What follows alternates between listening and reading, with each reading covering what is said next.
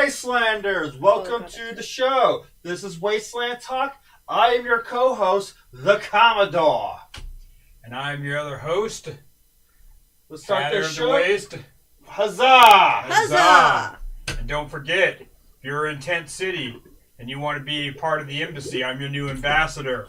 Self-declared. Why not? Oh, God. Oh, yes. We got quite a show for you. We originally didn't have a whole lot to say, other than just repeat a few things, but we were fortunate enough to have a few known trailers dropped on our laps to talk about. Among other things, we could talk about like upcoming events, things I just fucking found while cleaning, which have stories. Yes. Our apartment does tend to get cluttered, especially leading up to Wasteland every year. Oh, yeah. And you got three people who are all collectors and crafters living in a two-bedroom apartment. Yeah. So our apartment gets cluttered.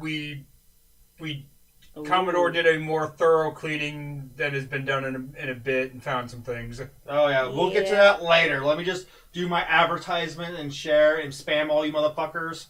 And we can get on the road. In the meantime, do you have any topics you want to share for today? That's something you are working on or plan on doing? I found something real quick on Right. I used this time to search Craigslist.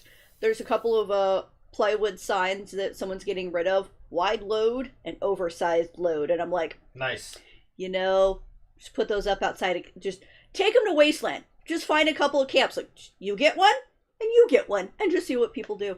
There you go. I like it. Very simple, very simple. It's the easy things. Oh, yes. The only thing I'm going to share, and I'm going to be pushing this throughout this whole season, we'll see how it builds for next year, but if you have a tribe that has a banner or a flag, and as I mentioned when we started the show, if you want to be part of Hobo Junction's new embassy, all we require is that you give us a good size flag. I don't want something gigantic. I want something that, the type of flag that might be like the size of like your team flag for your sports team memorabilia. Just the type of flag that's like the size of a Raiders flag you might hang in your living room, or you see those ones waving on the windshields of cars. Okay, that size. Nothing. We'll put measurements up. Super gigantic, but yeah, we'll put some measurements up. Because I don't know exactly how we'll display all the flags yet. My thought is that we'll probably have a few flags that we can definitely fit on various flagpoles and outside where you can easily see them.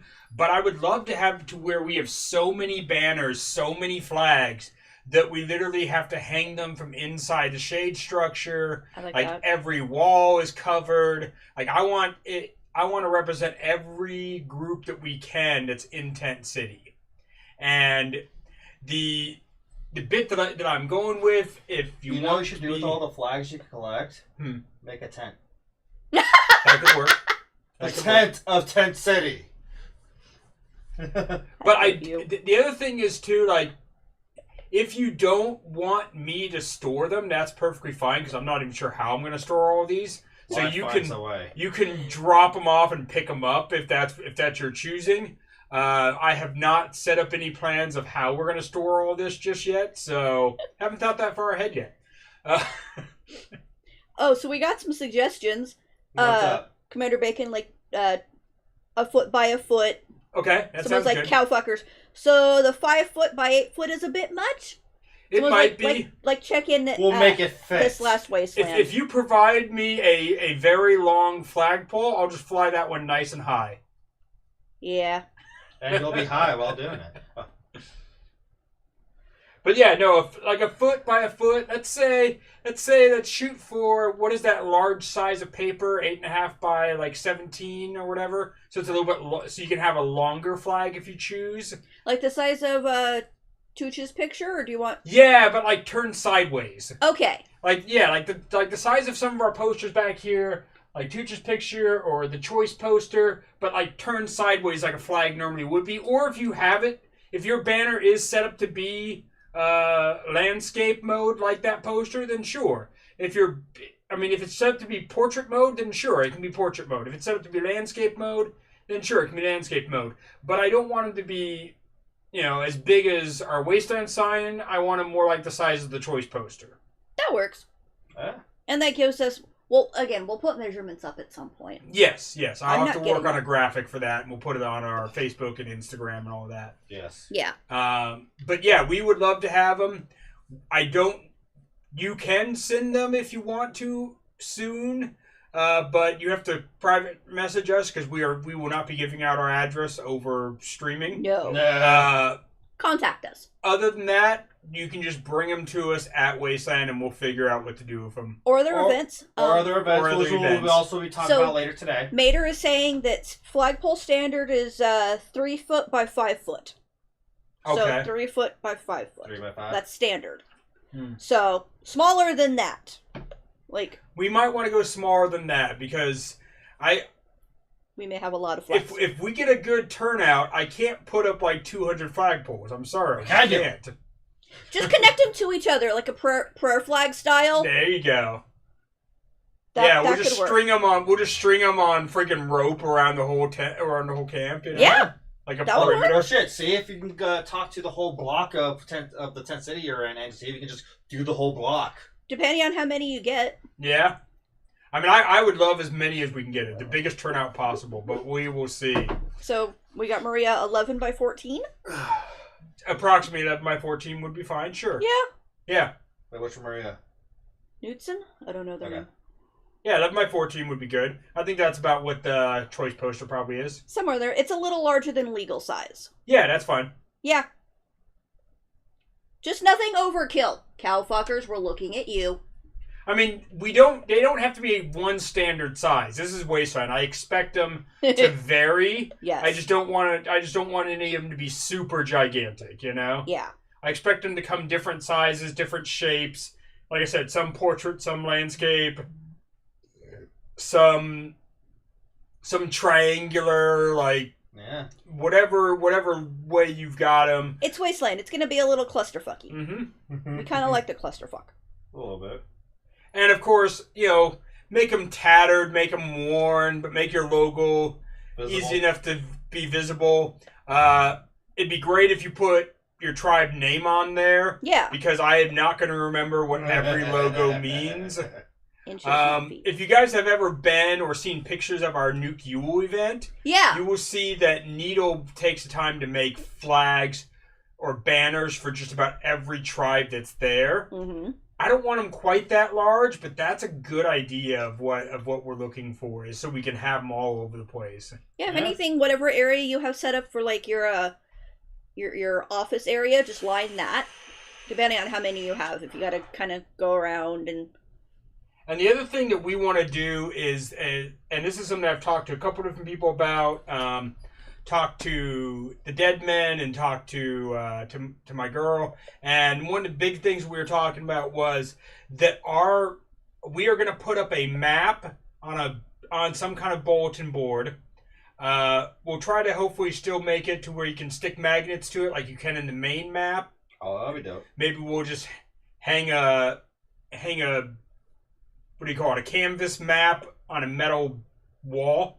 Yeah. Metal piece of sheet metal, Yeah. And then that way, but we want our map to go from the beginning of Tent City, or the beginning of the event, to Wasteland Gates. Gotcha. And so our map will only show Tent City. If you get to the gates, use that map. It's right inside the gates. Yeah. You're not going to come out to our map and then be like, oh, well, just our map is meant to be for Tent City. Yeah. And I want the events that are going on in Tent City and the camps that are in Tent City, the bars that are in Tent City, all of that stuff that you want advertised. And plus, this will help get a lot of things that happens in Tent City that people know that's a fucking thing. Yeah. Because it's either too far out to where they don't really travel that far. It's just camps. There's nothing big going on. There's actually a lot of cool fucking bars and other little campgrounds where people party and do shenanigans. Also, another idea that I just thought of, there are a lot of introverts at Wasteland. What about putting a sign up for the introvert barter stations? I found quite a few of those at out in Tent City. Because people Yeah, like, some of those leave a thing, take a thing. Yeah. Yes. Leave an item, take an item barters, and some of those where like the person might be sitting at their barter, they're not walking around trying to barter. Yeah. Yeah, it'd be great if people want to mark that somehow. There is a hobo hieroglyph that I had created a while back that is a barter one. Okay. That's something that would be cool to see more too. Would be more of the hieroglyphs. Something that has been around for a long time, is a real thing in history, but I helped introduce to Wasteland itself, and there's a couple glyphs that I created. You're welcome to create your own glyphs as long as you tell people what they mean. Yeah. They should be simple, meaning you can quickly draw them. Hobo hieroglyphs are meant to be drawn with like spray paint or chalk or a Sharpie. So if they need to be kept simple like that. You don't want something overly dramatic, overly detailed. Yeah. Because it just takes too long to create. Okay, looks like Facebook Messenger told me to stop. Let's see. Oh, well. All right. Any comments? Hi, Endring. Let's see. Flag stuff. Volume. Yeah, Volume. we don't need to hear me. I'm waiting for a tribe to make their own bat signal for their tribe. Cowfuckers! Yeah. Actually, what I would love to do, depending on location and stuff, I'd love to have my own little introvert barter section. Yeah. All right. So We've been doing pretty good. And so, yeah, we're going to post here. I'll show you this real quick again. I showed this before. But this is the banner that my tribe mate Buttons created. That is our banner for our embassy. It looks so cool. It looks pretty cool. The different patches of it are meant to represent the different neighborhoods of Tent City. So if you look there, starting with the purple one, that is... Is that Silent Death? I believe that's Silent Death. You have next to that, you have... I don't know what that one is, to be honest. You have the Bone Flats, you have Hades, you have Rolling Thunder. So, yeah. Underneath that, you have Nuclear Winter. You have... So it has a lot of representation of all the blocks in the Tent City area. Yeah, Mm-hmm. which is nice. Oh, yeah. I love it. Yeah, I think it turned out really good. I think that that Buttons did an amazing job on that. So this would be, like I said, the... I forget that Buttons had told me the... Which one? Clovis sum, that it's Greek. It means something like we are but dust and shadows. Okay. I think that's what that means. Okay. Buttons, if you are watching, tell me if I'm right. I think that's what it was, though. So yeah, that's our embassy banner. We will hopefully create some stuff with that, and maybe we'll even see about getting some. I don't know if they'll be as detailed, but maybe some patches or something. That'd be cool. Maybe some shirts, maybe some stuff that we can market and sell. Yeah. In hopes of Okay. We're going to be spending some money to do a new shade and whatnot, so if we can recoup some funds by selling some merch, it might be kind of cool. Hell yeah. So yeah, we'll have to figure that out. That wasn't Ruby. She's sleeping. Don't know what that It was. does that. So Okay. Weird. let's start talking about certain things that have dropped to our attention this past 48 hours. Yeah. First one, we should talk about the obvious. They finally have a trailer for the new Mad Max spinoff movie, Furiosa. Woohoo! This is a film we've been waiting for a very, very fucking long time. It got highly delayed over like there was like a fucking copy. There was like a There was a court battle over ownership of like character rights and Yeah. Okay. writing, and I don't know. I don't know all of the exact details. I followed it at first, and then as it was dragging on and on, I kind of just lost interest in the court battle. Yeah. But clearly they've moved beyond some of that and made some settlements, because they've definitely obviously filmed a bunch of stuff and now released a trailer. Yeah. So like they were getting that, and we're also getting with the other planned Mad Max films. George Miller was planning on doing. He wanted to do 2 more Mad Max films. One being called The Wasteland, Mad Ooh. Max the Wasteland and an unknown title for the third one. Hopefully, he still has enough life in him to order to finish these 3 films, or at least have it all on paper so where he can pass the torch to someone who can handle his baby. We wish George Miller all of the health. Yeah. But also, he is 78 years old. He's up there in age. Like, the pandemic and this whole court case did not help the time frame of how much he might have left in this world. Because, like, all of our favorite people growing up, they're already up there years. We already lost a good number of them over the years. And it's inevitable. But, like, hopefully George Miller's just a stubborn old bastard to where he can force himself to finish these films and then maybe pass away. We'll see. That's what we're sitting here with George R.R. Miller, like, hey, we got the technically the Game of Thrones series. That book series hasn't been finished yet. No, it's still going. It's still going. And we're sitting here going, please write a better ending than what HBO did. Yeah. Please, for the love of the gods, give us a better ending than HBO. HBO is known to have a lot of shitty endings for their shows. Oh, God. So, yeah, anyways, let's talk about the trailer. What we saw and what you all saw. I know there's a lot of people complaining about, oh, it's too much CGI. It looks too much CGI and it's too clean looking, yada, yada, yada bullshit. It's a trailer. Mind you, this is just a trailer. There's a lot of back and forth shots and whatnot, and they can be easily redone by the time film is ready for theatrical release. Yeah. Like, this happens almost in any fucking trailer you see. This is even a common complaint I heard about Fury Road. Mind you, I wasn't even part of the Wasteland community at the time. This is just regular people I hear about film in general and just people who just like Mad Max. I think that, I mean, my main thing is that George Miller is someone that is known for loving practical effects. Oh, yeah. And, like, Commodore and I were talking, of course, the original Mad Max movies, you know, they had mostly practical effects. Oh, what's up, Moby Nukes? Hi, Ducky. You didn't have a lot of options on digital effects. Right. Time frame that it was released in, you know, the state of computers and all that stuff. But by the time Mad Max Fury Road was filmed, we're talking, what, 2012, 2013, around that time? Yeah. There was plenty of CGI. If George Miller wanted to rely like crazy on CGI, he could have. No. He chose to do a lot of practical effects and use CGI to enhance the movie. Now, mind you, this is George Miller, not George Lucas. Yes. Yeah. There's two sides of the coin. One who likes the practical effects still. The other guy like, we're in the times now. Yeah, I mean, George Lucas went back and re-released his original movies with brand new added scenes. We don't talk about that. We don't talk about 98. But this is not the show for critiquing Star Wars. No, maybe Neotropolis. We'll see. Oh, God. But anyway, George Miller chose to use a lot of practical effects.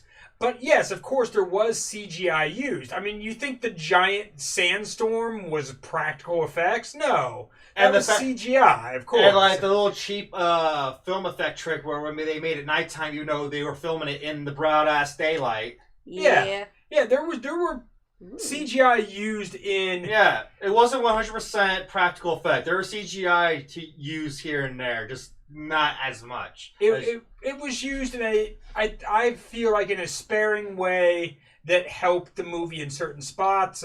And I feel like there's a good chance that Furiosa will be the same. I think what we're seeing in the trailer is the most polished, the most done, the most quick-cut stuff. They could still be... I don't know. So Andrew's like, that sandstorm was real! They actually had a $1.2 billion sand and fan budget. 32 crew members died! How dare you dishonor their memories?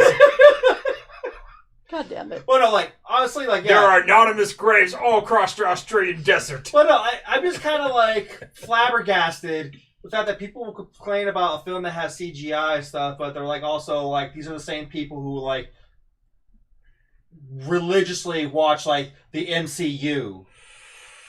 It's like, it's a fucking movie. Which, There's like, gonna be CGI. 90% of that shit is more or less CGI. MCU is all just shot in front of screens at this point. Yeah. They don't even go outside. It's Tom Holland. All the actors are Tom Holland. That's all it is. Fucking Kate. By the way, hi, Katie. Hi, Katie. Commented to the 32 crew members dying. They should have just saved the budget and attended any Wasteland weekend ever. Yeah. I mean, yeah, fuck. They grabbed us for the porno. I mean, yes, but also the amount of cars they wreck in those movies. Yeah. And the Wastelanders, their cars are built that way.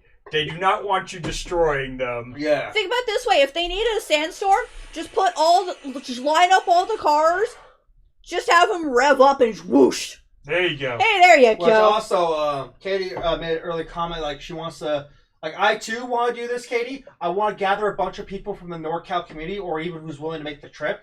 Let's all get to a theater, or even a drive-in, especially if you have the fucking car for it. Yeah. We still have a drive-in theater here. Yeah, Sacramento. Yes, we do. Sacramento still has a drive-in. A very good one at that. Yeah. Yeah, we've been to it not that long ago to watch some movies. Yeah. So like, get it together, get in Wasteland gear, go see Furiosa in either the theater or the drive-ins. Yeah. Like, let's make this happen, Katie. Like, I'll help collaborate this shit, because I want to do this. I missed my opportunity for Fury Road, and even when they re-released it for the Shiny and Chrome edition. Yeah, for those of you who were part of Wasteland back when Fury Road came out, Wasteland, well, first of all, on premiere night, there were a lot of individual groups organizing to be like take their whole tribe in costume to the local theater. But then also, not long after the movie was released, they had already organized it beforehand, but they didn't end up doing it opening day. Anyway, it was a Wasteland meetup at a drive-in, and a lot of people brought their themed cars. Yeah. And I remember I was sitting in the bed of a truck. I don't remember exactly which truck. Nice. But on a lawn chair, Wasteland-themed truck, on a lawn chair, in my gear at the time, watching Fury Road. So that was pretty rad. Oh, yeah. And I know Ron Griffin was out there with a bunch of his vehicles, and Doug Corbin and a bunch of other people all brought their vehicles. It was just absolutely incredible. The theater was in on it. I was not involved in the planning, but Wasteland, I know that Jared Butler and some other staff talked to the theater beforehand, organized it with them. Yeah. They agreed to let the vehicles come in. The theater even promoted it. We got a lot of just random, regular people showing up. Who some of them knew what was going to be going on, and others were just blown away by the greatest experience ever to go see a movie with all those themed vehicles. So basically, Katie thinks that the drive-in idea is pretty badass. And she's like, basically, I don't think we could rent out the whole theater on opening week. No. But we can hella rush the thing in a mass. But Yeah. like, that's what I said. Like, especially if we do like the drive-in, we can still buy our tickets in advance. So we just buy our tickets and then show up at the right proper time. We just all have to agree and get the same time ticket. Yeah. So we're all seeing it at the same time frame. Yeah, the one that Wasteland had organized, it was you still had to buy your ticket to the theater. We did not buy out the whole parking lot for the drive-in. We very much we did have a good turnout. It was years ago now, but I'm guessing it was probably 100 people, and probably 30 cars, something in that neighborhood at the time. And they allowed a lot of the cars in early, so you could kind of park up front and get the good seats. Okay. And that also made for a really rad display when the regular people came in. Nice. As the regular people came in, if they knew about it or not, they drive up and there's just this whole display of vehicles. And there's people in costume. And a lot of us were there, like we had done our concession stands, we'd gotten our stuff. And as the regular cars drove in, we were cheering and yelling and screaming. And we were hooting and hollering, getting attention. And people were just taking pictures and just losing their minds. Yeah. It was a lot of fun. The theater loved it. You know, they got a great turnout. Lots of people bought refreshments, of course, of stuff, you know. So I think overall it's a win-win if we want to organize something like that. Hi, Crystal. We could do something like that. I think we could do something like that. Yeah, like I said, if we people who are wanting to do this, we could all collaborate, plan this. We could pick a spot.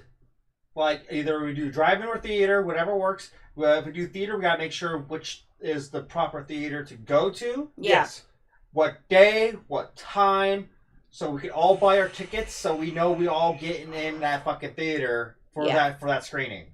And it'd be good to talk to the theater, because that way we're gonna they a bunch know. of dirty motherfuckers, and we're gonna get loud. We're gonna say a lot of cuss words, so don't bring your kids. Yeah, they know to expect this themed crowd. We did the same thing years ago in a different genre, like we were just talking Star Wars. Now, mind you, I won't get into my opinions of the various movies because this isn't that show. But for episodes 1, 2, and 3, I had a group of friends that were my like Star Wars sci-fi nerdy I remember friends. these stories. And we went and camped out in front of the theaters so that we could do the premieres. This is before you could buy your tickets online. This was when you really did have to wait in line to get your physical seat. Oh, I remember those. I remember like the midnight lines and shit. Yeah, done the midnight line lines. before. We slept in tents in the parking lot, in a line, all that stuff. We always worked that out with the theaters. The theaters loved the free promotion. They would let us come in and use the restrooms. They would let us buy food from there, even if we weren't seeing a movie, because they got the food money. Yeah. They worked with us really well. Obviously, the theater system is different now. You buy your tickets beforehand online, stuff like that. So I don't imagine anybody's going to be camping out.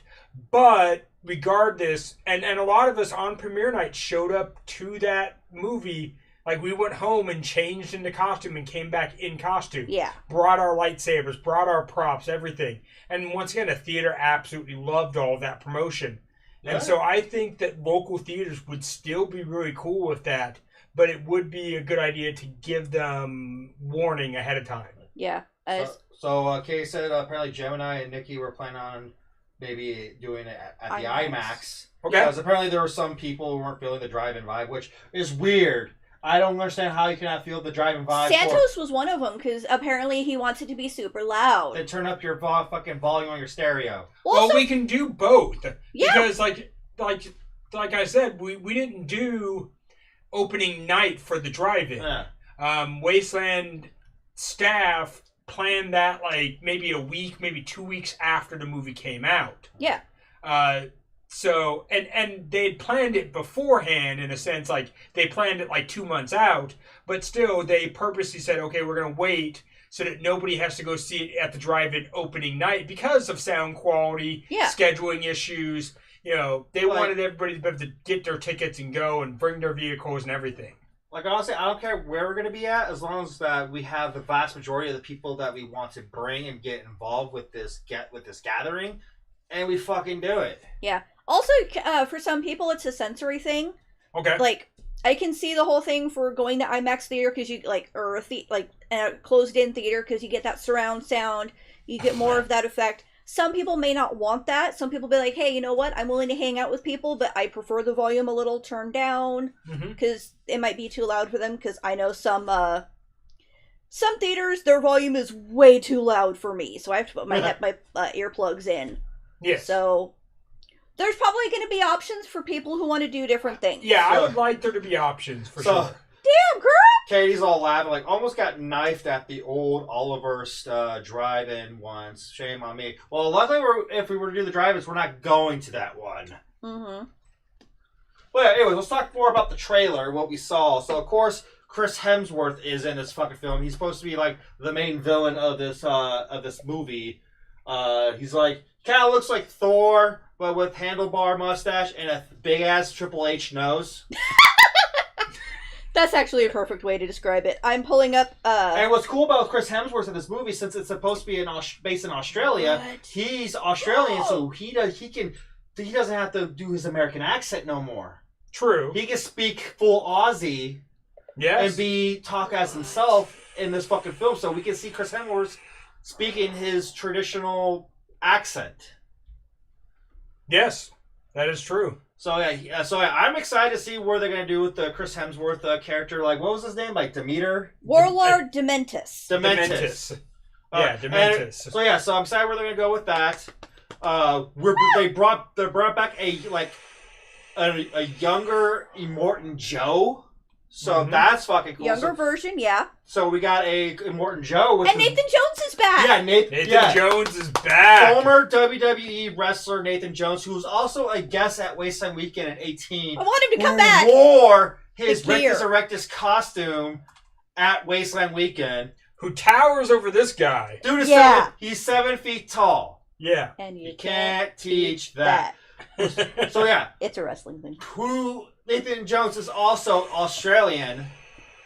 So since he's supposed to be in this movie too, since we're gonna get a younger version of him, hopefully, like him working with his gear, because like by the time you saw him Fury Road, he had like that big like proton pack backpack of whatever he's like fuming with. So yes, I think it's interesting though to have a person play a younger version of themselves. Yeah, because he's playing Rictus Erectus, the same character, but he's the actor. You know, Nathan Jones has aged X amount of years, and he's gonna be playing a younger version of himself. I think that's interesting. So the premise that's listed on Wikipedia, of course, we all take Wikipedia with a grain of salt. As the world falls, young Furiosa is snatched from the green place of many mothers and into the hands of a biker horde led by the warlord Dementus. Yes. While two tyrants war for dominance over the Citadel, Furiosa survives many trials as she plots her way back home through the wasteland. Spoiler, it takes a while. Yes. If you haven't seen Fury Road. But also things we get to learn about in this movie, we see how she loses her arm. Yes. Possibly, there's a bunch of hair. scenes. There's a bunch of she's probably gonna lose her hair when she joins the War Boys. Yes. So because there's a bunch of scenes where she has both arms, and then as it gets near the end of the trailer, she has that robotic arm that we all know, and then at the end of the trailer, you all saw she's looking more like the Furiosa we saw in Fury Road. She's got the black makeup on her face. The buzz cut head. She rises up and she's ready to kick some ass. Yes. Yeah. So my guess is there's somewhere since she was enslaved by fucking Chris Hemsworth's character, she managed to be a double agent for Immortan Joe and joins Immortan Joe, and then you saw. I think it's interesting. Yeah, go ahead. And finish. You saw how that turned out for Furiosa being with Immortan Joe. Yeah, I think it's interesting that we might almost get Immortan Joe. I don't know how they're going to do it, of course, but he might be painted as the anti-hero better choice than her current captor of Dementus, and she may defect from Dementus being well, fuck this guy, I'm going to go serve under Immortan Joe instead. And then, of course, later on we see how that turned out. See how that turned out. Yeah. But I really do think it might be interesting to see that more where Immortan Joe seems like the better choice. Yeah. So we got all that, and then we're seeing a bunch of other scenes where she's using the sniper because she's supposed to be a good shot. Yeah. So maybe this is where we see her learn how to use a sniper gun or something like that. And then a bunch of other scenes and characters, a lot of interesting looking vehicles. Yeah. The only real issues, we all complain about the fucking CGI and shit like that, but the only issue I had was the time frame it gave us. Yeah. Oh yeah. Because here's a little history. Now, mind you, this just made a big plot hole of an already plot hole of Mad Max.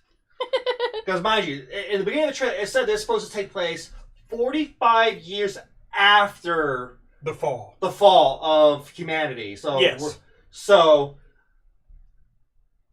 And then it takes another 15 years to where it gets to the place of when Fury Road happened. So that's 60 years. Yes. How old is fucking Mad Max?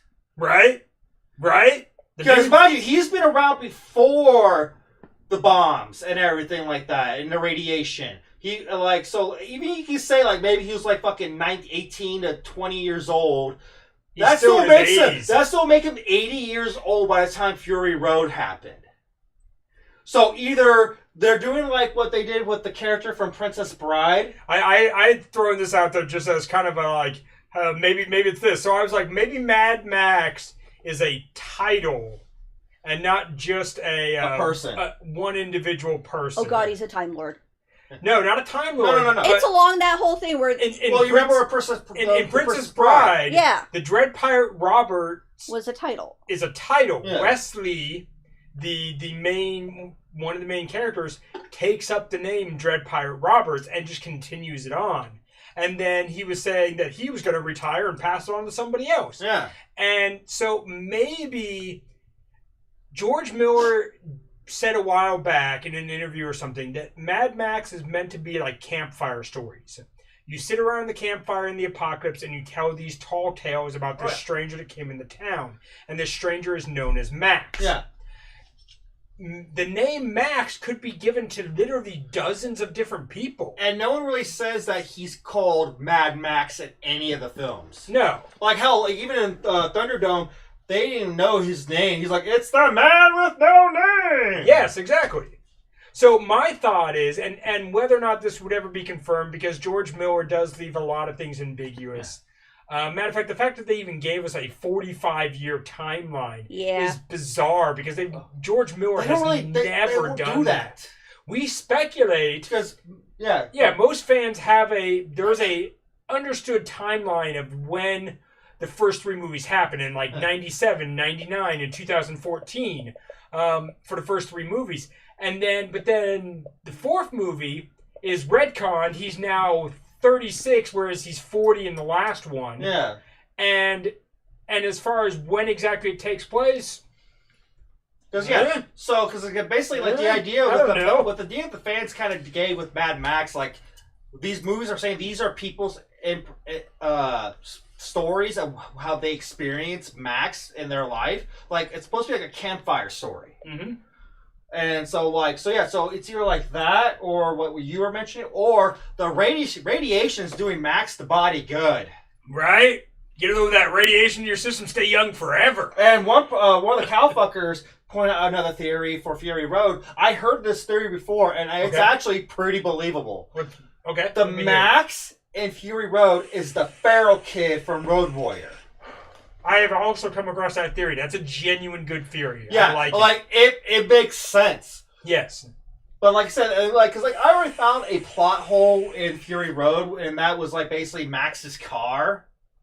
Because like the Interceptor, because they already said in the franchise there's not that many around in the Wasteland. So as far as people know, Max is the only known person that still drives one of those fucking things. But it got destroyed in Road Warrior. He doesn't have it in Thunderdome. He has like a fucking truck that he basically uses as a carriage so he saves gas. Yeah, and he's got the camels riding him through the desert. Yeah, and also you see it again in Fury Road, and it gets chromed up by the War Boys, then also gets destroyed. And the thing is, too, like, okay, so just to give a brief recap, if you're not, if you're watching our show and you don't know the Mad Max movies, please go educate yourself. Go watch them. They exist. And you have no excuse for not watching them. They've been around for a long time. But the first movie, is basically set about when the apocalypse happens. The fall of the world is coinciding with the movie itself, basically. We don't see it. We're experiencing Max's view of what's going on in his own life. But the world is falling around him. The second movie is a few years after the world has fallen. By the time we get the third movie, it is a good 20 plus years after the world has fallen. By the time we get the fourth movie, then, like I said, that's where they retcon it. And in many ways, the fourth movie is a soft reboot. Yeah. Because they don't straight out call it a reboot. And we're not given a new origin for Max. No. But we're given these PTSD flashbacks that have nothing to do with the original three movies. No, basically, because basically when you talk about Max, like you give a little background of him, say, oh, he was a cop, he lost his mother and child, was not his mother, his wife and child to a biker gang before the Wasteland, and that's how he went insane. Yes. And now, but with Fury Road, they don't even say any of that. And all of a sudden we get like, those non-flashes of people that blaming him that they die, like Ghost. Mm-hmm. So what the fuck happened there? We don't know yet. Yeah, and then we haven't really been given any of that. So this, like you guys said, I mean, I think that's an excellent theory. Is that maybe this Max is the feral kid? Maybe the feral kid took on the name Max because he wants to continue to honor that memory. Because again, it makes sense too. Because like these are probably people that was in his tribe because he became a tribe leader when he grew of age. Yes. So then maybe he fucked up and they all died and he feels the blame of it. That's reasonable. That is a totally reasonable thought. Yeah. I just had an idea. What's up? Remember the movie that we shall not name? The porn? Oh, well, I name that all the time. Remember how we were watching it and they had those random ass flashback scenes where we're like... Oh yeah, so they have a clean area to do porn. Maybe that was like, okay, this movie had its flashbacks, like, hey, here's what life was before, or whatever. Maybe that was the portion of like, well, this movie has some flashback scenes, let's put some flashback scenes in this movie too. I don't think George Miller got inspired by a Wasteland porno to do No, that. other way around. So anyways, we got some comments. So yeah, Gilly pointed out something I mentioned the other day about the whole Max thing. Maybe he's like a version of James Bond. Mm-hmm. Where like the theory was like each James Bond character is not the same person, but it's just an agent title to... Yeah, each one is 007. 007 or just goes by the alias James Bond. alias James Bond. Yeah. That works too. And that kind of plays right into the Max is a title. Yeah. Which kind of plays into... I mean, like I said, I thought of Princess Bride just because that's one of my favorite movies. Yeah. And I've made the joke about the Dread Pirate Roberts. Matter of fact, somewhere I have a patch that's from nice. Like Comic-Con years ago that says, I'm the Dread Pirate Roberts. Ask me about franchising in your area. They're like Spirit Halloweens. They just pop Can up you grab everywhere. me two also of mine? Sure. So also, Henry pointed out like, nah, we're just gonna have a 4-year-old Max. Half of the movie is at Apocalypse daycare. Yes. And then Katie put something really interesting. She's like, kind of like Immortan Joe. I think I saw that Chris was supposed to be Immortan Joe, but in the trailer we saw each other staring down at one another. Maybe that's also a past dimensional thing. Maybe. I mean, it could be possible, but the fact that they made this Immortan Joe so detailed to look like the one from Fury Road, it might just be that's Immortan Joe from Fury Road, and Chris Hemsworth's character is just a rival character that he just demolishes at the end of this fucking film. Yeah, I feel like from what we've read on the synopsis of the plot is that they are supposed to be two warlords fighting each other. Right. And that Furiosa is caught in the middle of their war. Yeah. And has to choose which side she wants to join.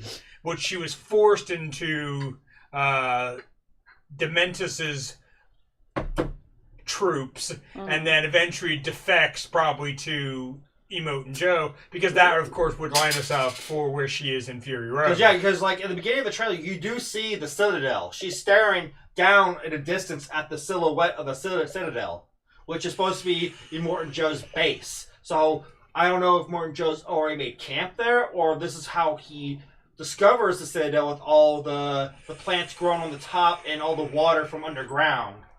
Yeah, because we don't know if the Citadel was a pre-existing resource that he just happened to stumble upon, or if he built it using labor from the people he rules. Yeah. Either one is possible.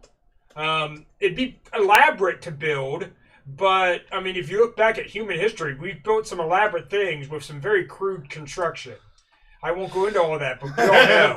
Right. That's a lot of history and a lot of fucked up shit history done. But it is possible to build some very elaborate stuff with very crude construction and a lot of just labor. Yes. Labor. Yes. So, I think we talked about. It's right here. Yeah. Speaking of which, we're looking at Wasteland videos, and someone just drove past a fucking motorcycle chariot. Guess what? You see the motorcycle chariot, not this one from Wasteland Weekend, but George Miller's version of it that Chris Hemsworth is riding. Yes. So there's a motorcycle chariot. So the first time I was like, they stole that from Wasteland Weekend. But also motorcycle chariot racing is a real thing, or it was. Yeah, it was. So long before any of us existed. But in the early days of automobiles and cars, we're talking like before the Great Depression even. There is actual motorcycle chariot racing. You can find some rare videos on YouTube. They are super old videos, grainy and black and white. Yeah. What's the other term? Secrets or whatever it is. Well, you're making the idea like these are like old school early 1900 fucking bikes when what we're looking at these are fucking like Harleys and choppers. This is a modern day post-apocalypse version of it for sure. Yeah. But yeah, the idea that they made that concept canon is pretty rad though. Because we saw it first at Wasteland, and for many years is how I learned that it was a real thing. Because I talked to that guy, and he's like, no, these used to be real. There used to be a whole racing league, and he sent me some videos and whatnot. Apparently, Gilead's still a thing. Yeah, how's still a thing? I never hear any of this shit. Like, where's their fucking probably motorcycle not in the chariot? US. Yeah, probably like what? Like probably in Australia. Probably in other cool countries, not in this lame-ass country. So basically, Katie comments, I'm super curious because half of the articles and IMDb are calling Chris Hemsworth young Immortan Joe, but the wiki says...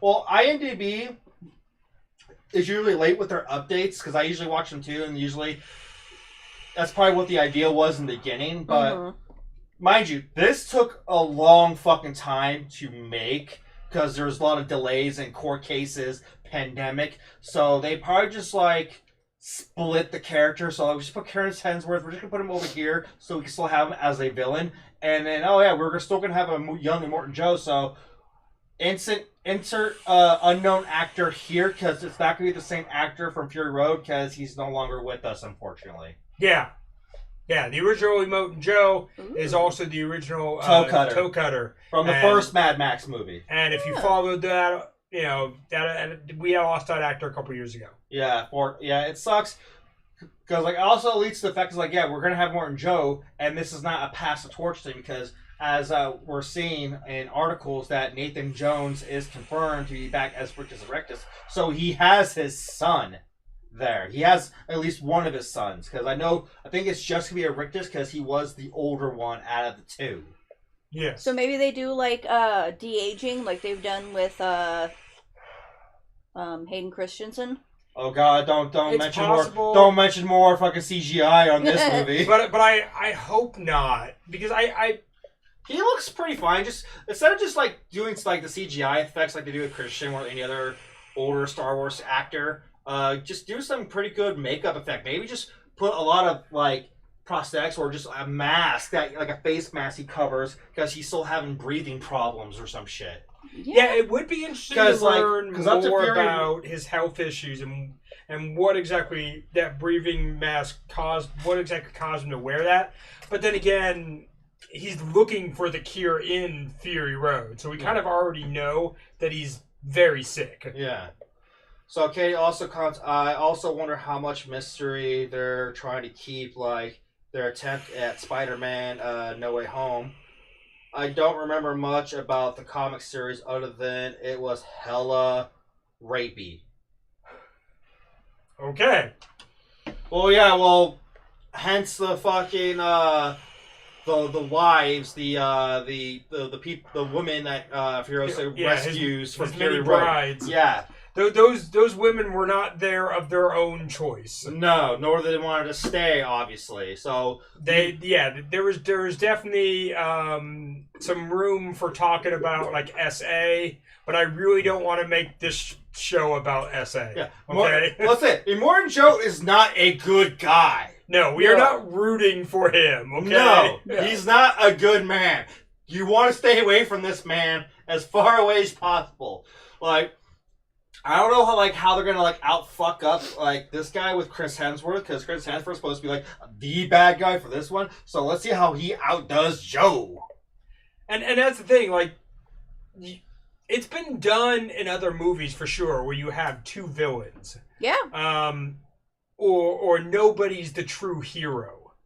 It's just the hero you root for, or the side you root for. Honestly, we're all rooting for Furiosa. Yeah, Furiosa is our pick for this. She's the main character. It's her story, and she's gonna fuck a lot of people up. Everything else is background.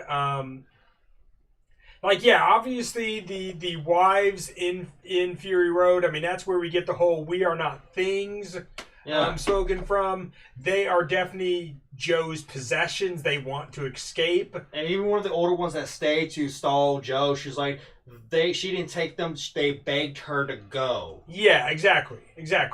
And he very much refers to them as he's got to get them back because he owns them. And that is part of what the movie is about. It's that expression of people should be free to run their own lives. That's part of the movie. That's part of Fury Road. Yeah. Immortan Joe is not a good guy. But it'll be interesting to see how they play the two characters against each other. So, Statos goes, I'm now watching a show with two villains. Only Figment is the hero. Yes! I'll take it! And then Kenny goes, I'm actually super excited to see how evil Hemsworth can get. It'll be neat. I mean, yeah, because we don't really see Chris Hemsworth, the actor, play a villain. He's always a hero or a horror movie victim or just a side character or a cameo. Yeah. Because I remember him from fucking Cabin in the Woods. He was the jock in that movie, and he died, and not the brightest way for him. Mm-hmm. Because as jocks, they don't really think a whole lot. Yes. Oh yeah, they played into a lot of that for sure. So yeah, that's basically our take for Furiosa, a Mad Max saga.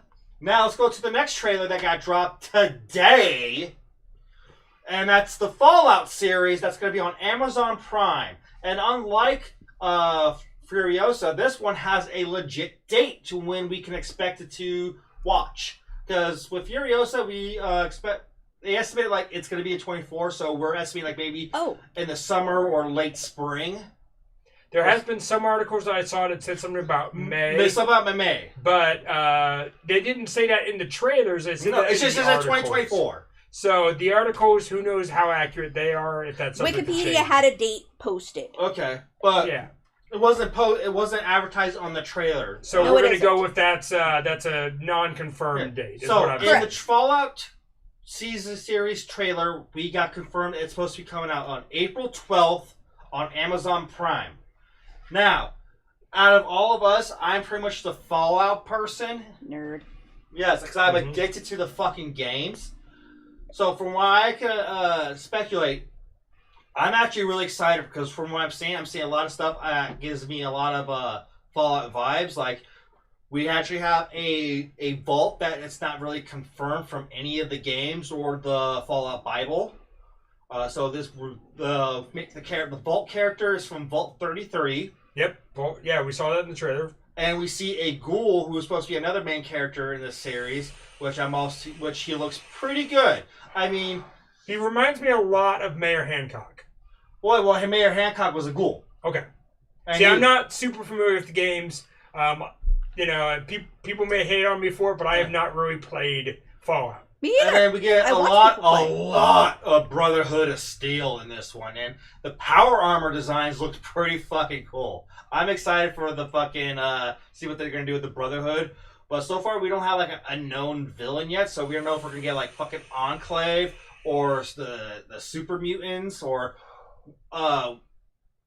the time frame we're getting at is probably somewhere before or after Fallout 4, because the Brotherhood still have the pavilion, and they built that after Fallout 3.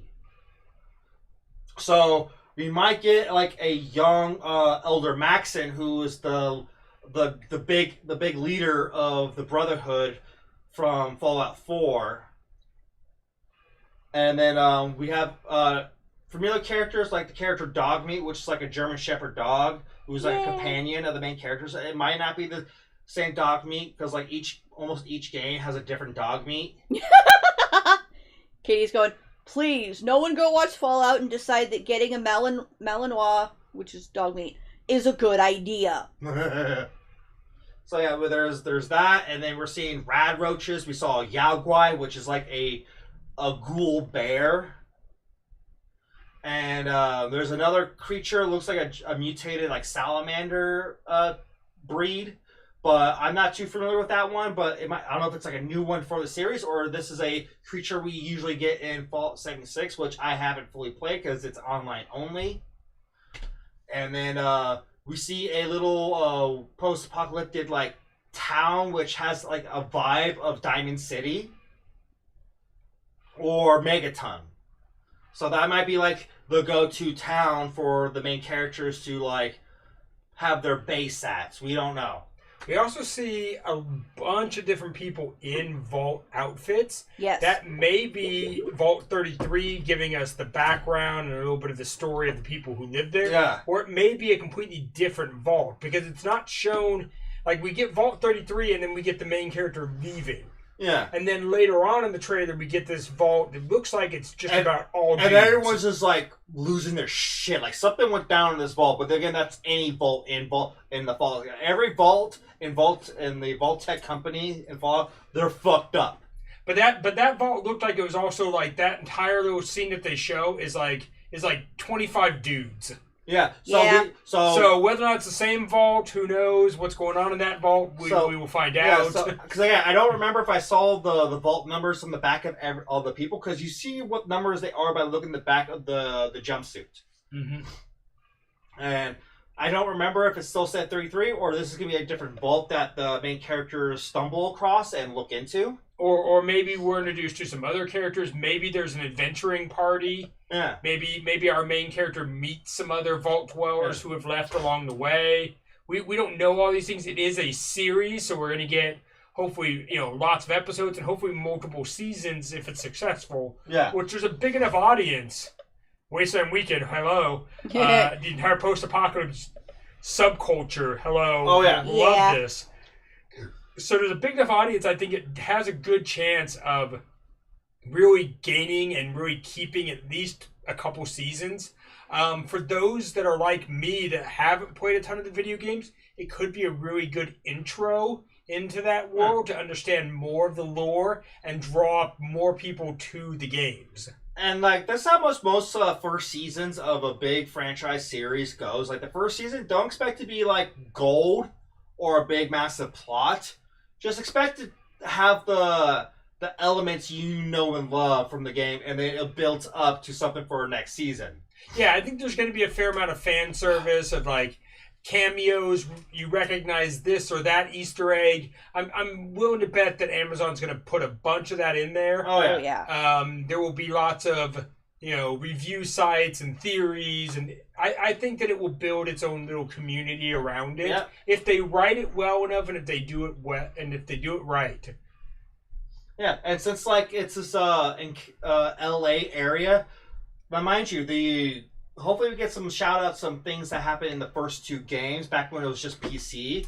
So hopefully they can revisit a couple of nearby towns that we are familiar with, or like fucking see like maybe the rise or build of the NCR, which is the New California Republic.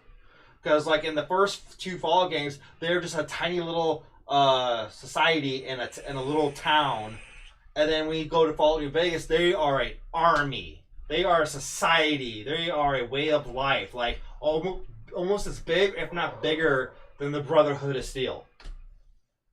Yeah, so we're definitely still not entirely sure on the timeline of when this takes place, right? Like I said, it's either a little bit before or after Fallout 4, because the thing that gives it away is the pavilion, which is the blimp. Okay. Because they necessarily stated in Fallout 4 they built that blimp after the events of Fallout 3. Okay. And it became active just a little bit before they left to Boston to check out the situation in Boston. Okay. But this is also an East Coast area, so now we're seeing a pavilion theoretically in the West Coast in SoCal. All right. Yeah. So there were lots of, like, notable, like, 'Cause- hey, we recognize those things in LA and whatever. Yeah. So basically, that blimp gives me in this one trailer that we only got, gives me the time frame of a possibility where it takes place in the Fallout universe, if this series at all is canon to the video games. I will look that up real quick. And I'd be interested to see too what they do and don't have the rights to, because obviously they have the rights to use the Brotherhood of Steel. Well, yeah, We've seen them in the trailer. They have, but they created their own vault and their own unique main character.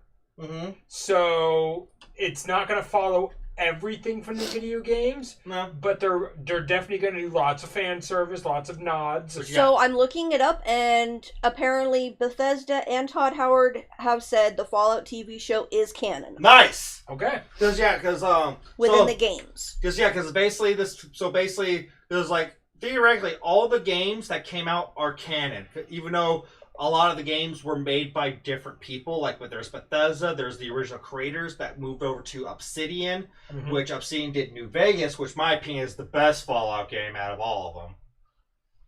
You're not alone in that opinion. I've ran into a ton of people who agree. So yeah. Because at least with the New Vegas, it gave us more background story from the first two games, where Fallout 3, when Bethesda took place, it's trying to refresh it, make it new, make it different, and try to like disregard a majority of what the old ones were. Mm-hmm. And when you go to Fallout 4, it's just basically talks about everything that happened in Fallout 3 and nothing like in New Vegas or 1 and 2. Yeah. Let's see. So it's more or less Team Bethesda and Team Obsidian. So apparently it follows along the series will tell a very similar story to the various games in the franchise. Most Fallout games follow the story outline. Player character foregoing the safety of the vault for the Wasteland for a specific adventure, and that's going to be about the same lines. Dogmeat's appearance has been confirmed. Yep. And also the fact that there's also in the trailer, you see a scene where the bombs fell. Yes. So we don't know, like, if there's like maybe it's the ghoul, because the ghoul, once you become a ghoul, you're pretty much immortal as long as you don't get shot or stabbed or anything. Okay. So, Yeah, there's a character on horseback. Yeah. And there's reference to Vault Tech. So fuck it. It could be like a flashback to when the ghoul was before the bombs, Mhm. and he saw the bombs drop. Yeah, it could be a flashback, could be a dream sequence, who knows? And who knows? And again, another thing that could probably confirm timeline, if we see anything later in the series, if we get like type of characters like synths, which are basically robotic people that look real humans, like a Terminator. Oh God.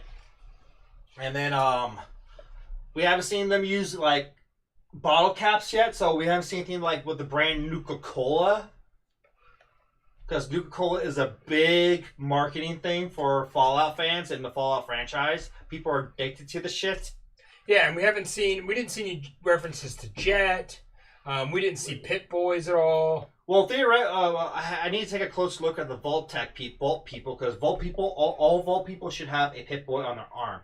And I can't remember if I saw one or not. Well, actually, I'm going to put the fucking trailer on, but on mute so we don't get fucking shut down. Yeah, I'm Right. Googling stuff right now. So let me go to the library. Yeah, because you can just go to like the history. There it is, right there. Yeah. So let's see. There's the Vault Okay. with the Vault Tech logo at the end of the tunnel. Live watch along. Yeah, there's Pit Boys. Okay, yeah, they've got them strapped on their arms. Yeah. So Okay, so yeah, they but are it in looks there. like a different design, so who knows what model they have. Yeah. So I don't know if it's like supposed to be like their version of the 2000 or 3000. Yeah, on the back of their vaults, I see the 30. On the back of their outfits, I see. So the yeah, 33. so let's try to get to the scene where we see the other vault people losing their shit. Mm-hmm. Oh, so apparently there's a complete timeline of the Fallout games. Yes, there is a timeline. There is a timeline. And now we got like a destructed city. Yep.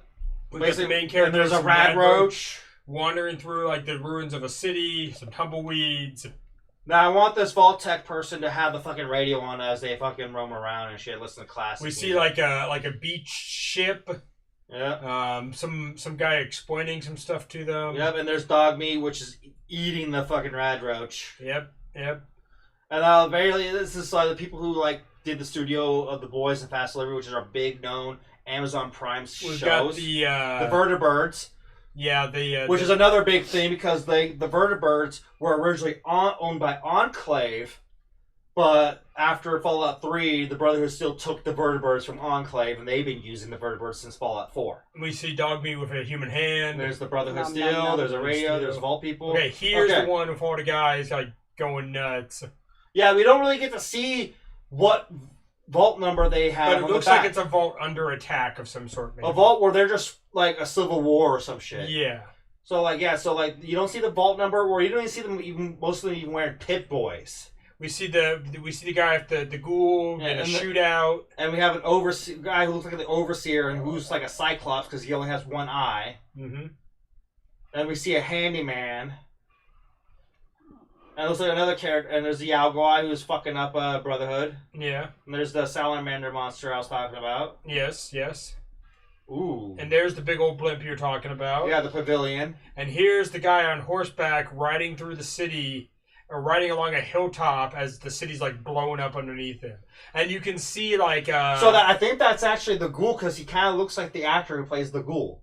And you can see like the Mount Palomar LA Observatory over the city in that picture too. Yeah. So that's a good reference so that you know that you're in LA. So actually, super excited to see Evil Hemsworth can get... Oh yeah. Yeah, in the trailer, the vault says doors... Yeah, the vault door says 33 for the character, but we see another vault where everyone's like... trying to kill each other or fight each other. Mm-hmm. Yeah. So we don't know if that's the same vault or they just stumble across another vault where they're all like fucked up, because again, all vaults are fucked up. Yeah, and we don't know if the character like meets individual characters and they're around for one episode, or if we get like an adventuring party at some point through it. I'm gonna go do it. There's any number of different ways that they could play this out. Okay. You could do a week to week. Each time they're wandering into a city, and you have an isolated storyline building towards a bigger story, kind of like how The Mandalorian was. But even The Mandalorian, at times, even though it was just mostly The Mandalorian and Baby Yoda, even at times, The Mandalorian teamed up with a group for an episode or 2 or 3 episodes, depending on what they were doing. Yeah. We could see similar story arcs here, where this main character could be mostly solo or mostly them and dog meat, but every once in a while wander into a town and have to help that town solve something or fix something, pick up a person for a little bit, drop that person somewhere else. You know, we don't know all the particulars just yet. So we've got Crystal saying, Fallout Wiki is saying that Lucy is from Vault 33. Yes. Her father is the Overseer. Okay. So the one-eyed guy is likely her father. So, the Fallout games span 185 years, with the first chronological game taking place in 2102. Yes. And the last in 2287. Well, technically, they want to get critical. That's Vault 76, because Vault 76 takes place 25 years after the bombs fell. Amazon Prime's Fallout TV series takes place after the events of all the games in 2296. So basically, this is after Fallout 4, which is the latest date in the game timeline. It's likely New Vegas will be referenced at some point, since that video game is close in location and time period to the TV series. Yeah, because ain't like a road trip from LA to fucking Vegas is like a fucking road trip from here to Santa Cruz. It's a good 4 to 6 hours, depending on traffic. Yeah, it's not that hard. Yeah. Yeah. So yeah, so fucking who knows? Maybe because like who said that it's gonna all stay in L.A. Mm-hmm. It's probably gonna move at some Because who knows? point. Maybe net by this, if it does well the second season, if they do a little teaser at the end of the first season, we could go to New Vegas by season 2. We could. Also, so side note, we were talking about a release date for Furiosa. Mm-hmm. As of now, Wiki is saying that in the United States it's being released May 24th. See, I saw that in some articles, but that was not shown in the trailer. Right, it's not confirmed yet. So that's Yeah. why we're saying unconfirmed. Yeah, because with Fallout, there's a confirmed date they gave us in the trailer. Yeah, it's at the end of the trailer. It says exactly. So either when way, it's going... we should expect seeing the first few Fallout episodes before we see Furiosa. Yeah. But also, aside from these trailers and everything, I'm thinking about the bigger picture for our community. Now, mind you, look what happened with Wasteland 2014, and then the summer of 15 Fury Road hit theaters, and then look what happened at Wasteland Weekend in 2015. We had a boom attendance jump. Hell, I was one of them. Like you were one of them. Yes. You were... Yeah, I was. I mean, there are some of us watching this show right now, and I'm one of those that was there pre-Fury Road. Yeah. And I would say that once Fury Road hit, our numbers easily doubled. Yeah. We went from less than 1,000 to probably close to 2,000. Yeah. Just because of that one movie. So I really hope Jared's smart and expands space for fucking Wasteland Weekend, because he has plenty of property to grow the event. Like, usually the cap's like, what, 5,000? Something like that, sure. There, yeah. He needs to like do an easy another up to like 6,000 tops, because with the boom that we got for Fury Road, who knows what kind of boom we're gonna get with this Furiosa movie. And not only we're just doing Furiosa, we got Fallout, which is another big thing in Wasteland Weekend, because a lot of the areas are very Fallout themed. And I mean, all of you guys can attest the amount of people who attend Wasteland who have played and love the Fallout series. I know that there's a ton of people out there. I mean, Commodore included. Yeah, I'm a whore for Fallout. Let's be honest. Yeah. So I know that there's a big Fallout following, and there will be more people brought into the event. Now look, like this fucking frame, even though it's based on because like with Ghoulcrest, it's Fallout inspired, but this is one of the frames, not the official frame from the Ghoulcrest, but it's the same picture. This is Sierra Madre, which is one of my favorite DLCs from Fallout New Vegas, which is a location and area you play at. And over there, above Hatter's Head, is a comic book frame, which is a Ghoulcrest authentic Silver Shroud, which is supposed to be like the shadow of fucking the Fallout universe. If you remember what the shadow was. Radio drama. Yeah. Like AM/FM radio dramas before we had, TV dramas. Yeah. Which was him. He was like their radio drama show, and he also made it to like comic book for, and eventually he made it to an actual like TV show. Which, I mean, mind you, if you're a person that loves like podcasts and stuff, they're a little bit harder to find, but they exist. Go and find your old 1940s radio dramas. That is a unique thing to listen to. Matter of fact, I remember you were telling me that Captain Stranded has a radio drama that he loves. Well, no, because like basically what was the one that you guys were listening to? Because every year we switch up to something different. But basically, me and him both have a love of detective noir type radio shows. Yeah, so it's a radio drama. Yeah. So we started out with one that was more close to home, which is based in San Francisco. It's called Pat Novak for Hire. And then as we progressed, we got like The Adventures of Philip Marlowe, which was based in L.A. And then we were listening to another one that had Frank Sinatra as the character, at least for the 2 episodes. And then we had someone who was trying to sound like Frank Sinatra. So yeah, if you like those story-driven like podcast type stuff, go check out some old radio dramas. They exist. They're all you can find them on YouTube, Spotify, Pandora. Yeah. So Santos is going, that's a lot more people in Tent City for Ambassador Hatter. Yes. 6,000 people. That's 6,000 flags. I don't think every person is going to come up with their own flag, but maybe. I may just come up with my own flag specifically to put it up there. There you go. I am a nation And unto we got myself. Katie going, every time my PlayStation runs out of space, I have eternal war with whether or not to install Fallout 4. Will I play it again anytime soon? Probably not. It is still a freaking behemoth of a file. Yep, I will actually uninstall it this time. Fucking no. Nope! Well, yeah, because that's Bethesda. Bethesda fucking has so much memory and data in their fucking games, from the Fallout games they have to the fucking Elder Scrolls. Like, it's a matter of you just need to get a new fucking a bigger hardware. Like, it's time to modify your PlayStation, put it in a bigger hard drive. That's why I had to do, because usually we've done it. Because usually a PS4 is like fucking 500 gigabytes. I installed mine with fucking 2 terabytes. I helped him. Yeah. So I helped him transfer all the files. And mind you, at this point in time in my life, that memory's now filled. Yeah.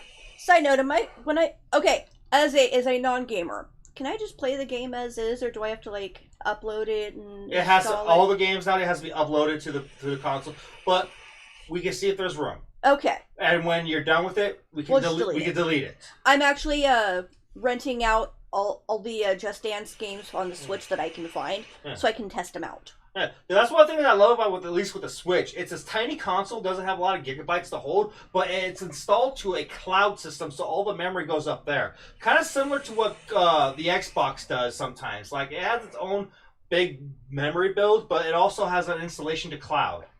Yeah, I'm getting into dancing games for that's what you love. Well, right now, especially with my ankle, it's not 100%, but it's getting there. Mm-hmm. I have gained a little bit of weight, so I kind of want to be a little bit more active. And being outside sucks. And Katie, if I were you, I actually will reinstall that Fallout 4 game, especially if you're going to watch the new Fallout series, since this is supposed to be taking place a bit after Fallout 4. So you might get a little better refreshed memory of what happened previously in the Fallout town line. Specs is watching. My PC is 2 terabytes. Still not enough.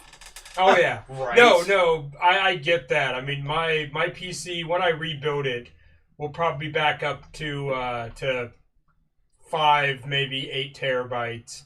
And I did have a bunch of games on there. I kept telling myself, I own New Vegas and 3. And I kept telling myself, I'm going to play them. I just don't have the attention span for long story-driven games, to be honest. I was always better at racing games, because I can sit down and play a racing game and be like, I'm going to finish this one race, and then I got to go somewhere. I got to do this other thing. And story-driven games are harder for me. So I still play some games, but mostly racing games. I play like Need for Speed mobile on my tablet right now. It's the whole thing with collecting books, where it's like, hey, I'm gonna read these books. I've got a stack right now of library books this big in the room. It's like, I need to get them. It's manga, so it's not gonna take me super long to read it.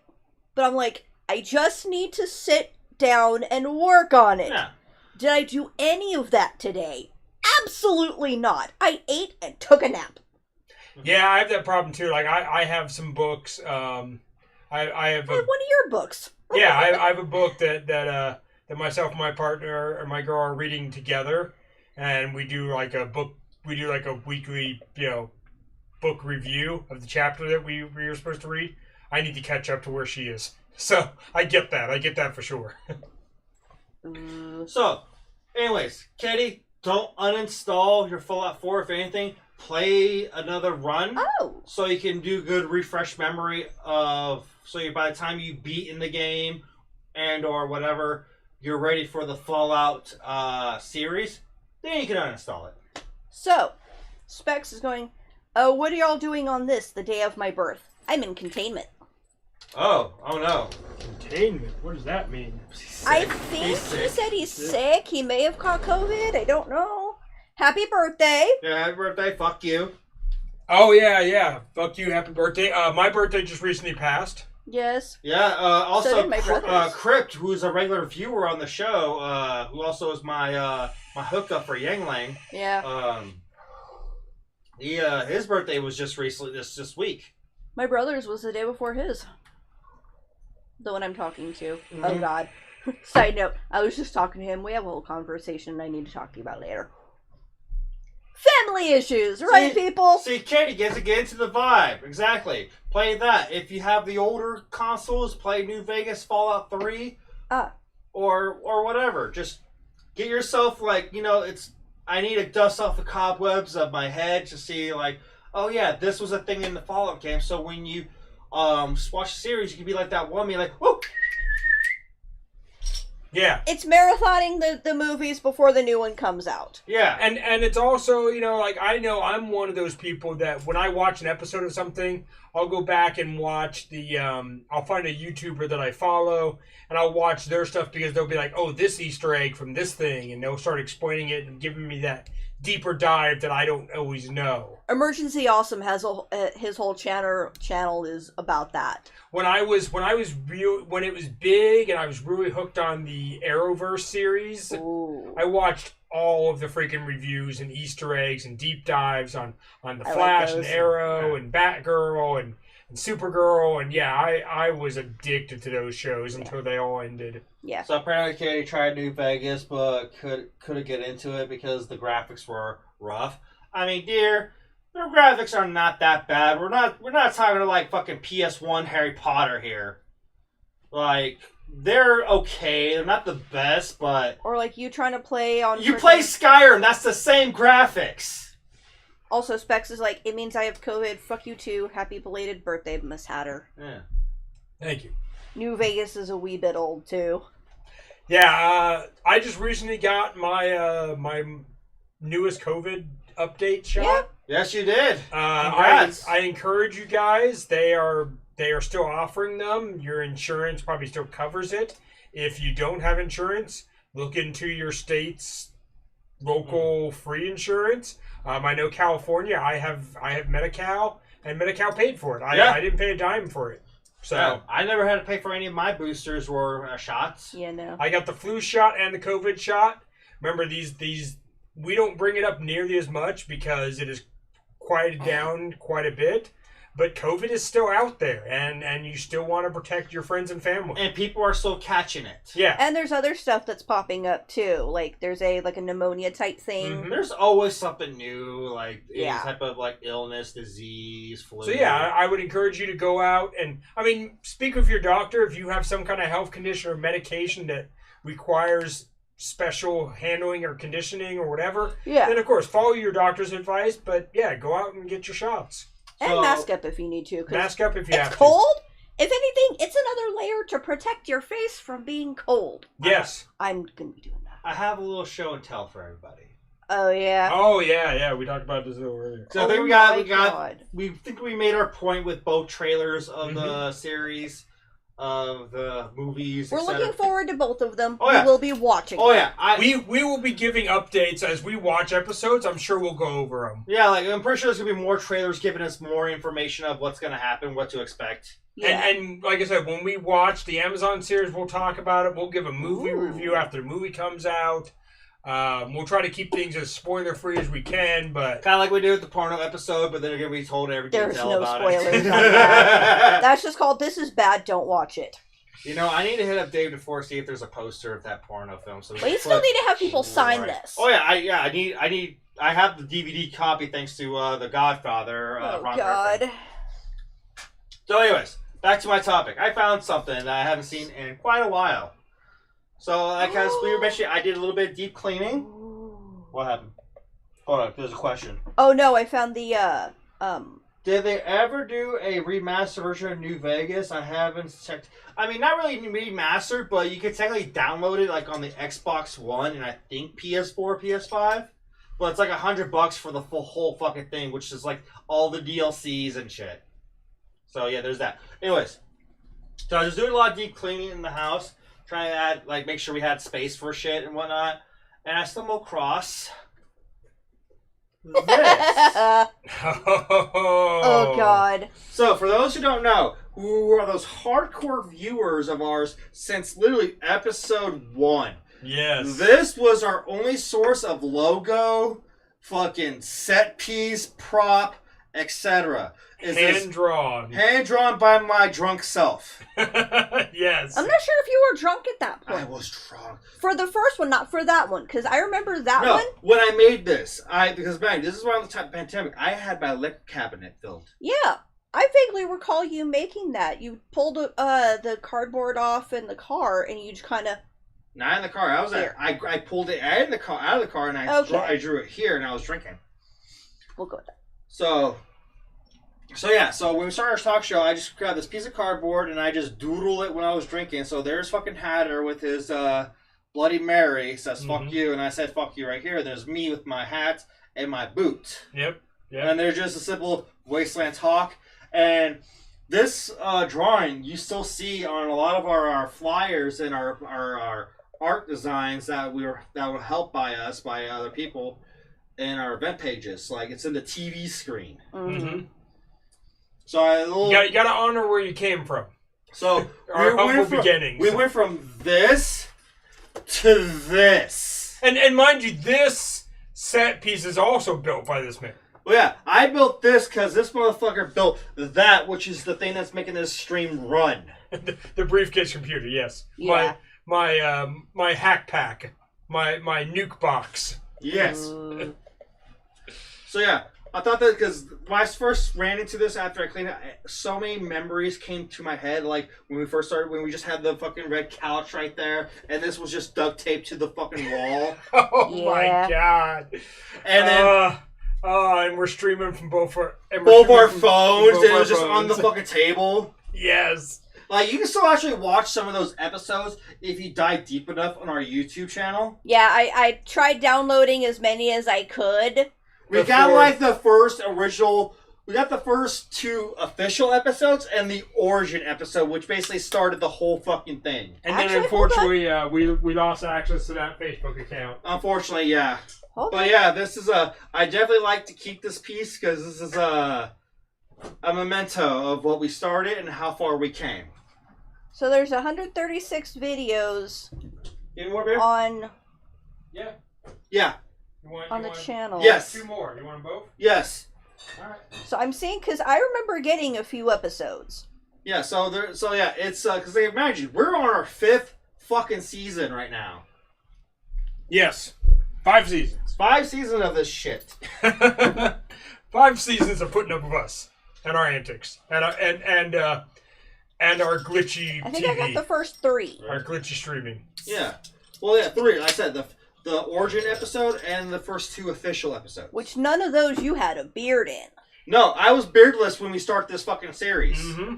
I grew a beard. Like, as the episodes progressed, the beard was getting bigger and bigger. Yeah, because And then there was that one episode where I had to shave it all, and we did a whole dedication to the beard. Still, one of my favorite freaking opening startings I've put together is the ode to the beard. Like, which tax song do we do? Where it was like, no God or no children? Yeah, something like that. Because Santos was going, did you have a beard in episode 1? No. That drawing shows you with one. Gilly's That's a going, lie. the sign itself has you with a beard. Yeah, that's true. Yeah. And in the show, at the beginning of the show, you didn't. Gilly's going, don't be taking credit for my sign. Lol. Wait, who said that? Gilly. Yes, Gilly made the sign. No, Gilly made the this. sign. Commodore made I made that fucking backdrop. stupid little doodle. Commodore made the false wall backdrop here. Yeah, that's a Ghoul Crest inspired. Yes. And that's what the sign hangs on, and that's what we were pointing to is the wall. Yes. Yeah. Gilly built the sign. We're not trying to steal any credit from you, Gilly. No, we give you a lot. We always give you credit when credit's due. You know that. We're not gonna do you dirty like that. Oh, speaking of which, we haven't brought it up. Gilly, if you want to drop your links, buy merchandise from Gilly. Yeah, buy our patch, patches from Gilly, etc., etc., etc. We have your Wasteland Talk patch. We have your Neotropolis patch, which Neotropolis is coming up again. Yes. I won't be there. I won't be there. I might be there. I'll try. We'll see what happens. You're the only one in this house that actually went. Yeah. Yeah, I've gone once. I would like to go again. I don't know how it's going to work out this year, if I'm going to make it or not. But if you are going to Neotropolis, please buy our patch. We will try to do an episode around that. I'm interested in going, but I'm also like, I think for that one... Who knows?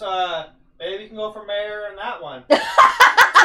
Is there a mayor of Neotropolis? President. Well, if there's not, you can make it one. Just like the origin story of Declare myself Wasteland. first mayor of Neotropolis. Declare yourself the mayor of what's that, main gate 1 or some shit? So Katie's going, Yeah. wait, which of you is doing Neo? Hatter might be doing Neo. I want to do Neo. I might look into volunteering. I went the first year. I did not make it the second year. I would really like to make it to this third year. I'm curious, we'll see. but I'm not sure it's really my thing. Also, I'm sitting there going, it's probably going to be colder than Wasteland. It's definitely my thing. It's just I don't have the time nor finances to do that. I'm It's also hard to looking do at it both. going, yeah. And Wasteland is my first passion. I met a lot of friends there. I met my Agreed. girl there. My tribe exists at Wasteland. So if I have to choose one over the other, Wasteland's going to win. If I have the money to do both, I'll do both. Yeah. Santos is asking, if you had to guess how many seasons will Wasteland Talk go? However long we can fucking make it. Listen, I at least have to do 2 full seasons as mayor, so however long it takes for me to win and run the entire mayor campaign. Yeah. That's what I'm going with. Alright, so I decided we're gonna do something a little special for this episode. Huh? A good friend of mine the other day left his Irish whiskey bottle with us because I had a little bit of a movie party. I had a lot of people came over and watch Repo the Genetic Opera. Hey, if you want to talk about Neotropolis, check out Repo the Genetic Opera. And don't steal his gimmick, damn it. Don't steal the grave robber gimmick. I am Sacramento's official grave robber. Fuck you. It's a great movie as far as like how would you say? Oh, it's not a great movie, but it's beautiful. If you want some out of left field cyberpunk shit, yeah, Repo for sure. It's literally compared to like they describe this movie as Rocky Horror Picture Show meets Blade Runner. Yes. So like I said, if you want some off the wall, out of left field, cyberpunk concepts that are going to look way different than anything else you'll see at Neo, I think that Repo the Genetic Opera is a great place to pull inspiration from. Yeah. So what I'm doing right now doesn't have to do with Repo or anything like that. It's nothing. I just feel like we should do some picklebacks. Yeah. And Gilly's going, yeah, doing both events is kind of expensive.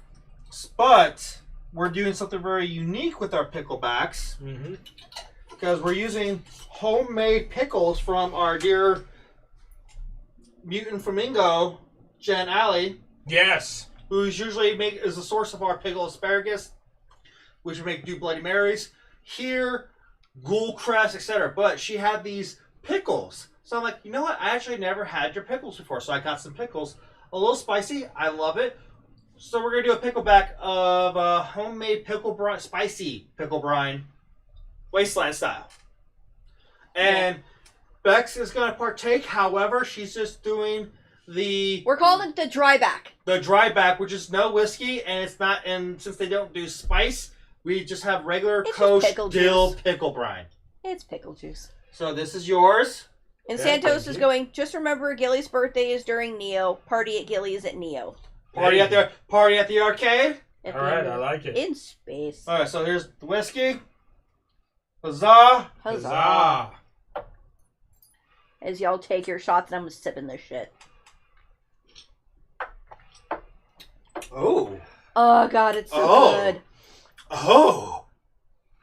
That was good. That's good.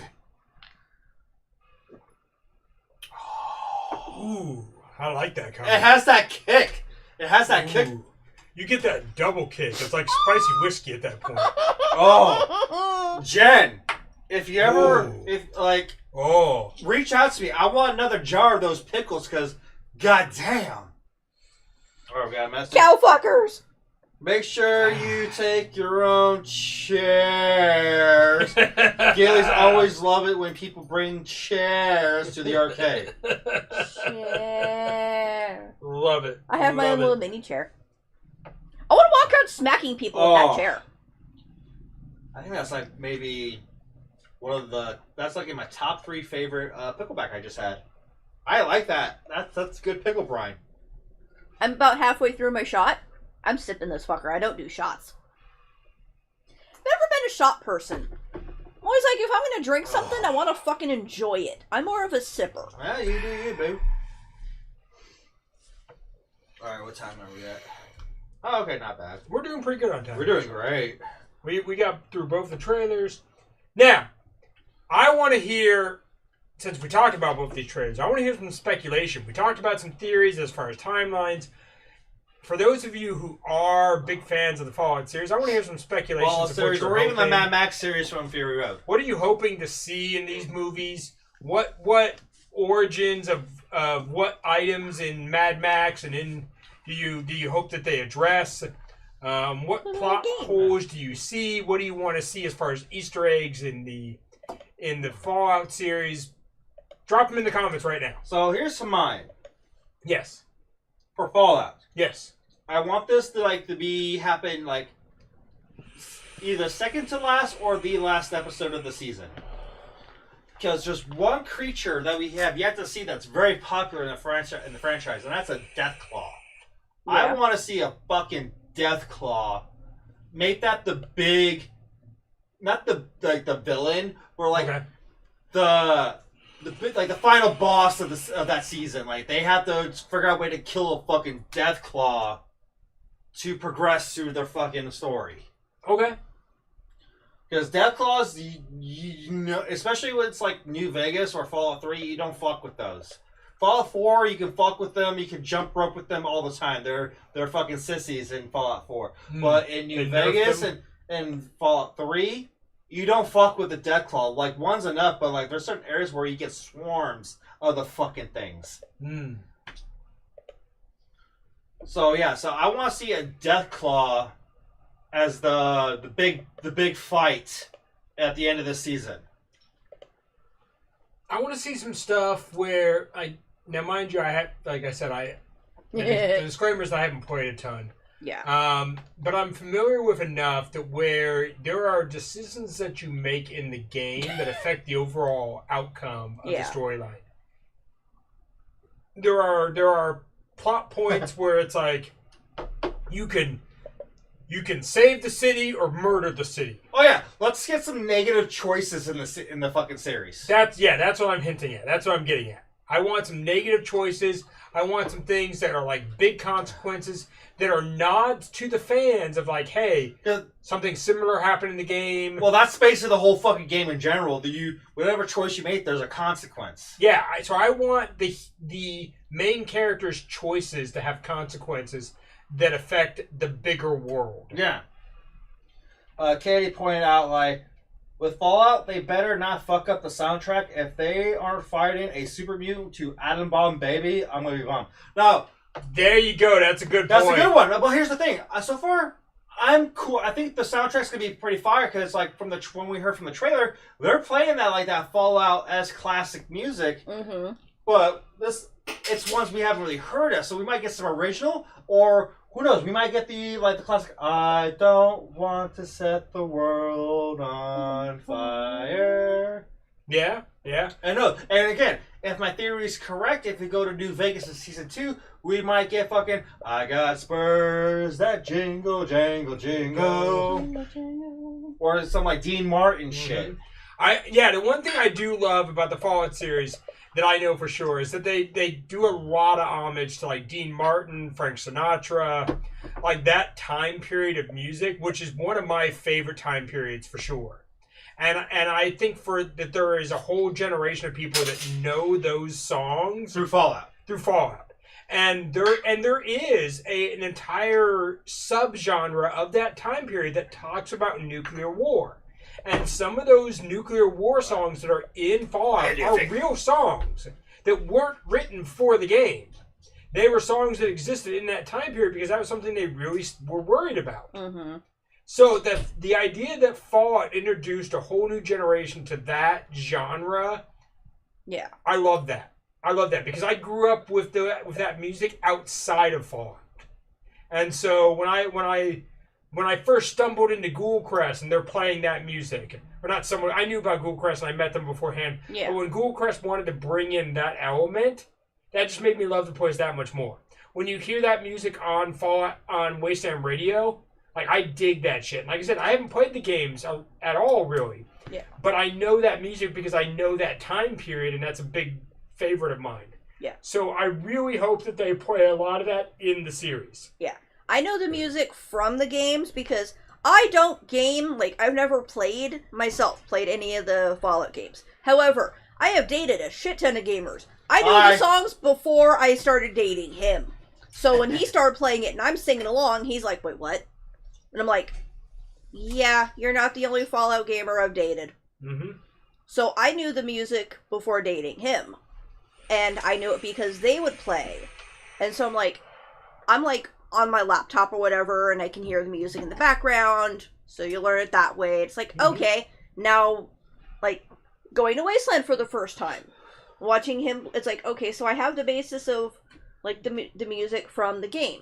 Then when I went to Wasteland, it's like, oh, okay, there's the correlation right there. Because people underestimate the impact that music has on a show or a series.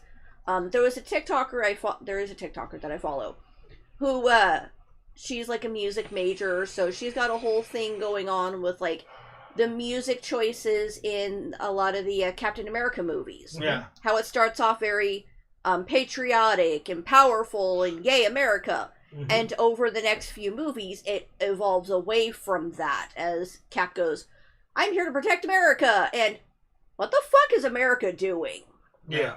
It's a whole thing that people underestimate the impact the music has on a show or a series. Well, yeah, it sets the vibe. It does. And music can invoke a part of your memory that brings you back to a time period in your life. Oh, where that music impacted you. And so for the Fallout series, it might very much be like, oh yeah, I played this game when I was in college, but then you're also thinking about, oh, I was living with this one roommate, and I had this thing going on in my life, and Fallout was my escape. And so, like, the music is not only connecting you to the game, but it's connecting you to who you were when you were playing that game at that time.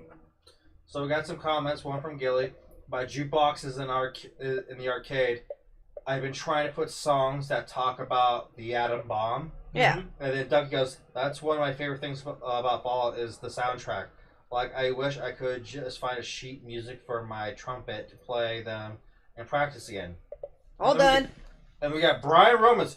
Good fucking evening. Nice. Good morning, Wasteland. All right. Oh, God. Or the Good Morning, Vietnam. That's where that comes from. That's where it comes from. Oh, yeah. But yeah, like, again, like, that's why when you go to Wasteland Weekend, you see a lot, you hear, especially on Wasteland Radio, because they know about that shit. You get a lot of Fallout-inspired type classic music, but you also get, like, the hardcore, industrial, heavy metal, like, Wasteland shit. Yeah, I mean, if you look at the soundtrack for, like, the Mad Max movies, it was a lot more metal-inspired. And so we get a lot of that. You get a lot of punk rock music. A lot of punk rock music comes from the 80s when we were in the Cold War. A lot of that talks about like nuclear fallout, Civil War, World War III, civil unrest. So there's a lot of good music based around the post-apocalypse. I mean, Elephant in the Room, Attack, writes some amazing songs about the apocalypse and the post-apocalypse. So it's always talking music. If you know who Attack is, rewind to the beginning of this episode. No, I'd say if you don't know who Attack is and you're watching this show, unless you're a newcomer, turn off is your the first TV episode. and go elsewhere. Right. So we got Kyle Fuckers going fuck moo to Brian. Fuck moo. Says, I missed you, rotten bastard, fuck says Brian. Yeah. Leslie goes, how you fuckers tonight? Like, we're doing good. We're drinking. We were just talking about the fucking the Fallout trailer and the fucking Furiosa trailer. I brought a little blast from the past earlier with this. The only thing we really had for Wasteland Talk was this little shitty doodle on a cardboard duct taped to a wall. I finished my shot. Good. We did picklebacks by homemade spicy pickle brine from Jen Alley from Eatin' Flamingos. Yeah. And let's talk about other things to come in the Wasteland community. Yeah, events.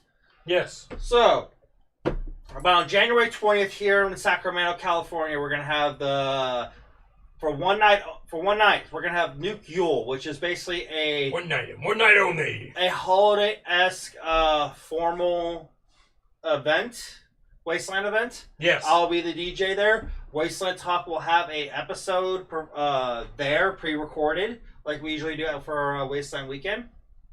And we want to encourage you people, please, come sit up close to the stage and talk to us. Yeah. Interact with us, please. Yeah. Well, then, I understand this whole situation. We kind of start our show kind of early in the day. We are the pre-show. We are the pre-show when it starts, and everyone who are just arriving, they're going to want to see people and talk and catch up. We get it. But also keep in mind, like, there's a show going on. Come and support the shows. Like, if you want to just, like, walk by, make a few comments, and then fuck off, sure. But come interact with us. I mean, just like when we do this show, we interact with the comments you guys leave.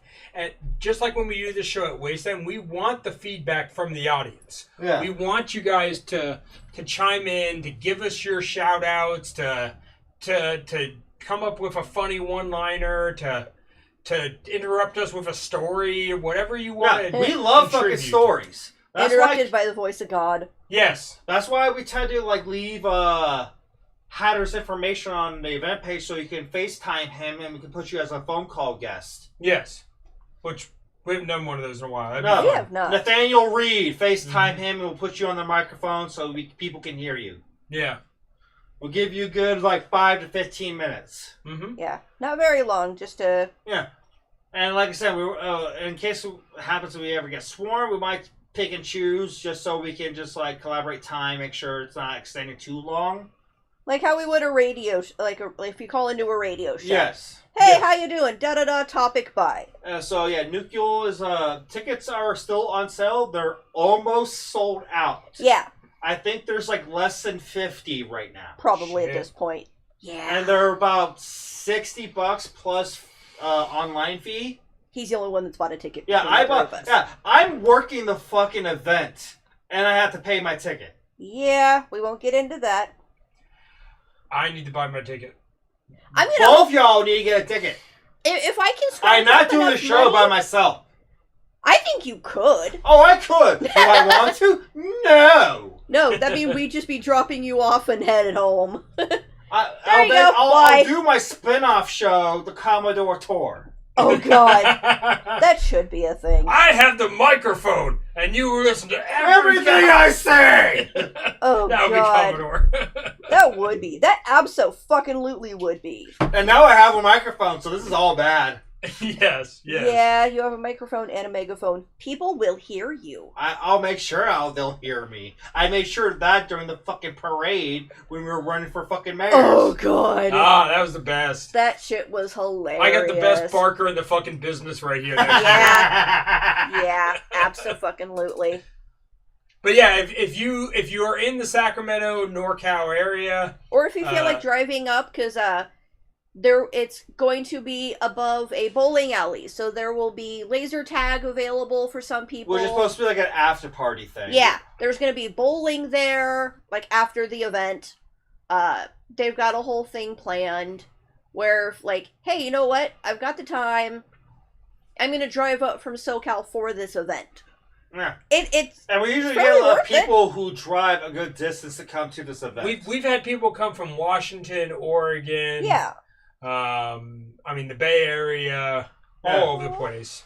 So it's a lovely mostly event. on the West Coast, but all over the place. Yeah, it's a very lovely event. I've been going to it every year and watch it grow. I've gone the most years that ever since I lived here. Yes. And it's come up in ways. So I'm really excited what they have in store for this next year. And we were talking about, like, they turn whatever place they're in into like a banquet hall. Yeah. And we get all of the banners, and we get a Wasteland inspired Christmas tree. You make your own ornaments. No. There is a ornament, like white elephant style gift exchange where you go and choose an ornament off the tree that you get to take home with you. Oh. There's entertainment There's a feast. There's a giant feast. And it is always very good food. It is catered. Yeah. Yes. There is entertainment as far as we've had belly dancers, we've Burlesque. had bands, we've had burlesque. We've got a DJ. I'm a DJ. DJ, and I think we're also looking into drag performance. Yeah. Nice. Every year there's a lot. It is an amazing event. I encourage you, if you can make it to it, get your ticket. I still need to get my ticket. Yes, Yeah. get your fucking tickets, guys. Come on. If I can scrounge up enough money, because I'm a broke bitch. Yes, We yes, had this conversation. I know. So, anyways. Maybe Commodore can buy you a ticket. I'm already buying Uncle Zeke's ticket. Yeah. Which we'll get into that here in a sec. Okay. Yeah. I may have Brian goes, did anyone ever claim Hatter's bounty? Santa goes, Hatter's will go down at Wasteland Weekend 2024. I guarantee it. Oh. I am 2 years uncaptured. 2022 and 2023. 2022, I defeated all of my hunters. Yes. Damn. 21, he was captured, but he got away.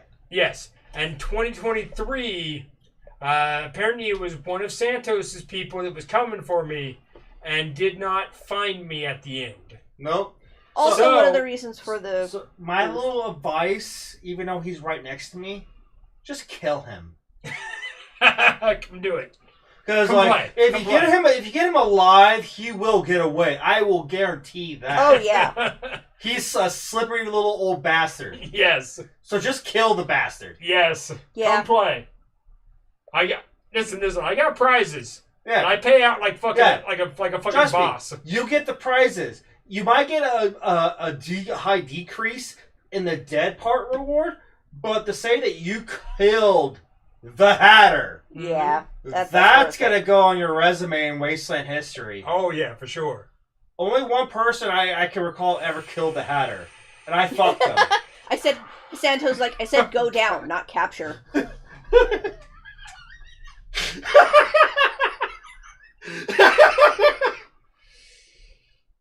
There are 3 people who have captured me.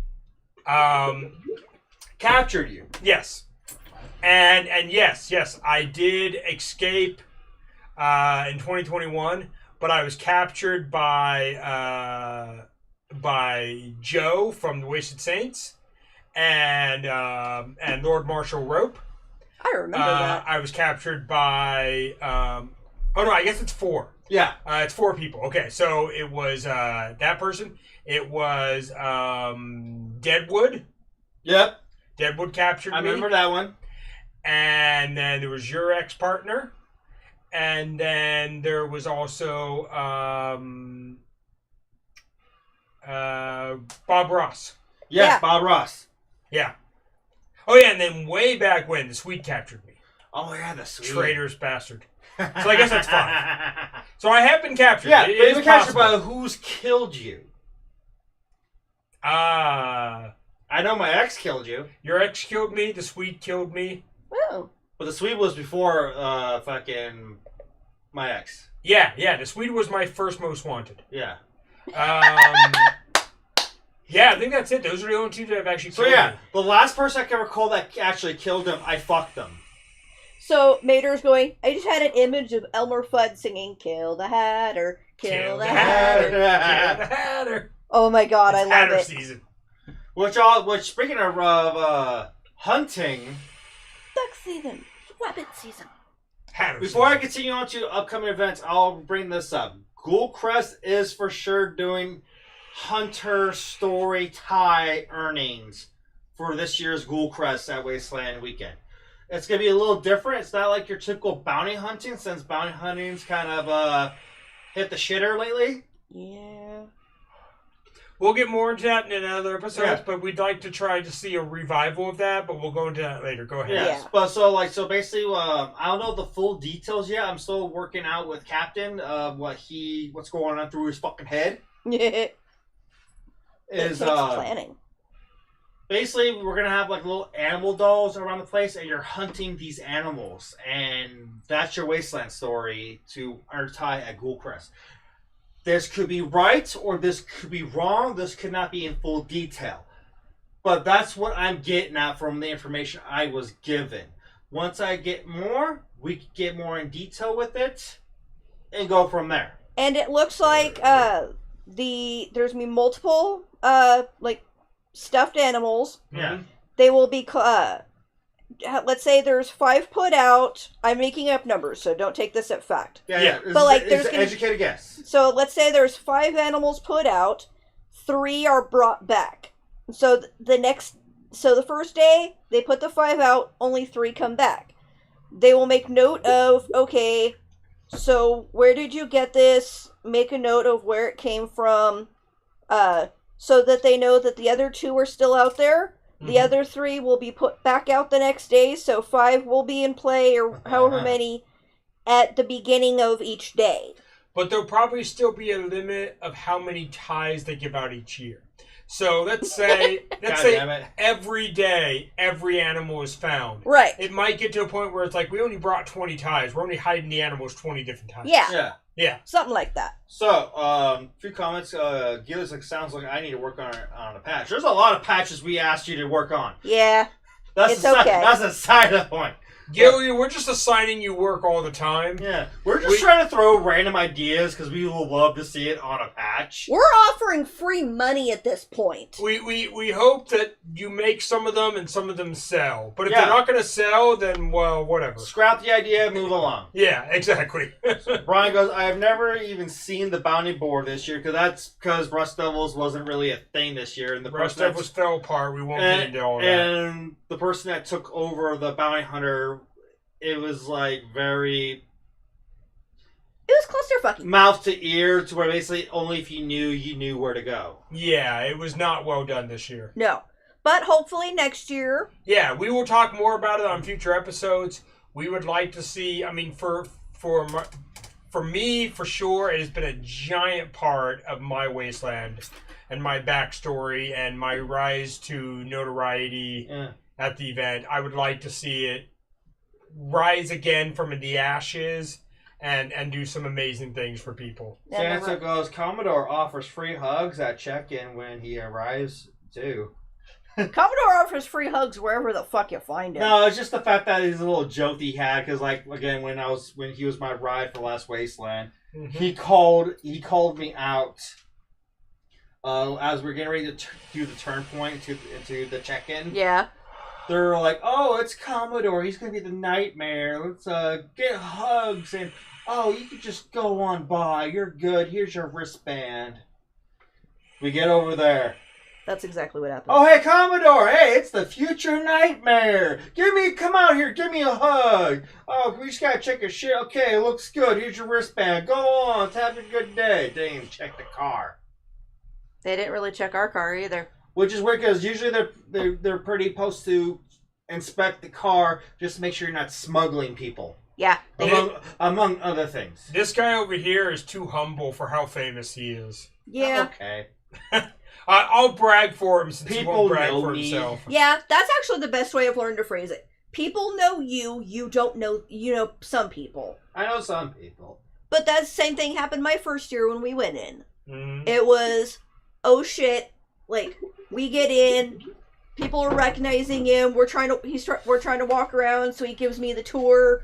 Every camp we go by. Boom, boom, boom, boom. Commodore! Oh shit! It's been a while. Come here, I got something for you. And I'm just sitting here going, the fuck? Yeah, this was Figment's first year, and I was trying to show him around, and I'm getting recognized everywhere I go, whether it's just people just knew me from hanging out with them at Wasteland and shit. Or why are you knocking me over? Or just fucking, they Heather. know me from this show. Heather's over here abusing me. It's okay. Just go over there. Can you stop poking me in the eye, please? And you knocked me over too. No, you're drunk. You're drifting. Not drunk. I'm the sober one here. So yeah, so fucking I'm gonna make myself a little throne and put it right there. I'm gonna get one of those kids' beach chairs. I like it. Hey, if anyone, Santos agrees with me. I need my own little throne right there. Well, us as the two villains, yeah, we're just gonna put you in a fucking cage with a sign that says "Don't feed the Figment." Oh no! Feeding the Figment is a great idea. I said don't feed the Figment. Can we get you a stuffy Don't encourage microphone? him. We could. We need like a crochet or stuffing microphone for you. We could do that. Actually, just go over to the kid section for like the little like dolls. I provide artwork for. Yeah, well, because Gilly made a comic, but no one ever provides artwork for me. But California's like, well, we provide artwork for the chair cowfucker patches. Yeah. Brian goes, did you smell check the dinosaur? Dinosaur. I'm a dragon.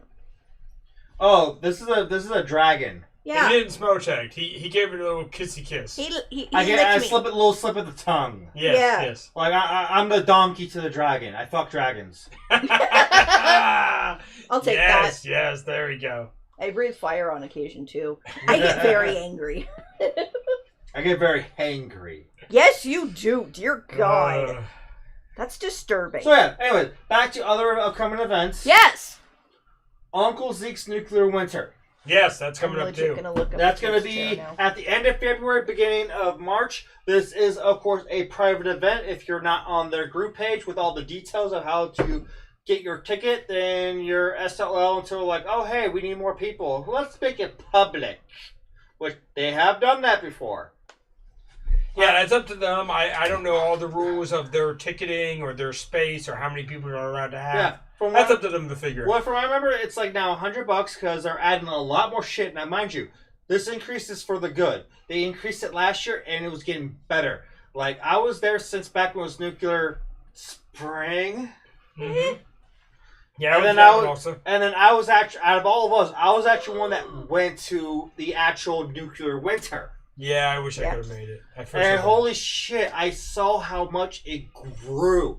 I was so impressed and proud and excited because there was so much going on. I was having so much fun everywhere I fucking went. And we had many old episodes. We have a fucking whole video of my little adventure on our YouTube channel where you can watch, where I'm drinking Bloody Moose, judging apocalyptics, and fucking DJing and shit. So, we just had on YouTube, Rebecca saying, are the animals allowed to have a little bit of in-story damage inflicted upon them? I'm guessing that's for the bounty hunting for the ties. I would say don't damage them. If you want to add like a button or something, maybe check first. I mean, say that you did and explain how they were able to get it back. I say put a Band-Aid on it. Yes. That could be a thing. Band-Aid or wrap it up and wrap like some gauze on it. Yeah. So you're not damaging it per se, but you're giving it some battle wounds that you also help dress. Put an eye patch, so like, I got his eye! Yeah, I like that idea. I like those ideas. Wrap it in gauze, put Band-Aids, give it an eye patch. Decorate it, but don't make it to where permanently altering the doll. Yeah. Where it's easily removable and they can put it out there. Yeah. So then we've also got Mater going, do the rules for Gremlins also apply to Figment? No, I love my snacks after midnight. Yeah. And swimming after midnight. Listen, if we had a rule about not feeding Figment after midnight, that would just be a bad time for all of us. Yes. I sleep with it. Because if Commodore and I are like, hey, we need some food, and we've been drinking, Figment's our ride. Yeah. So of course we're buying Figment food, and it's after midnight. Now trust me, you know it gets real bad when I'm knocking on Hatter's door at 3 a.m. Like, Hatter, can I just sleep with you?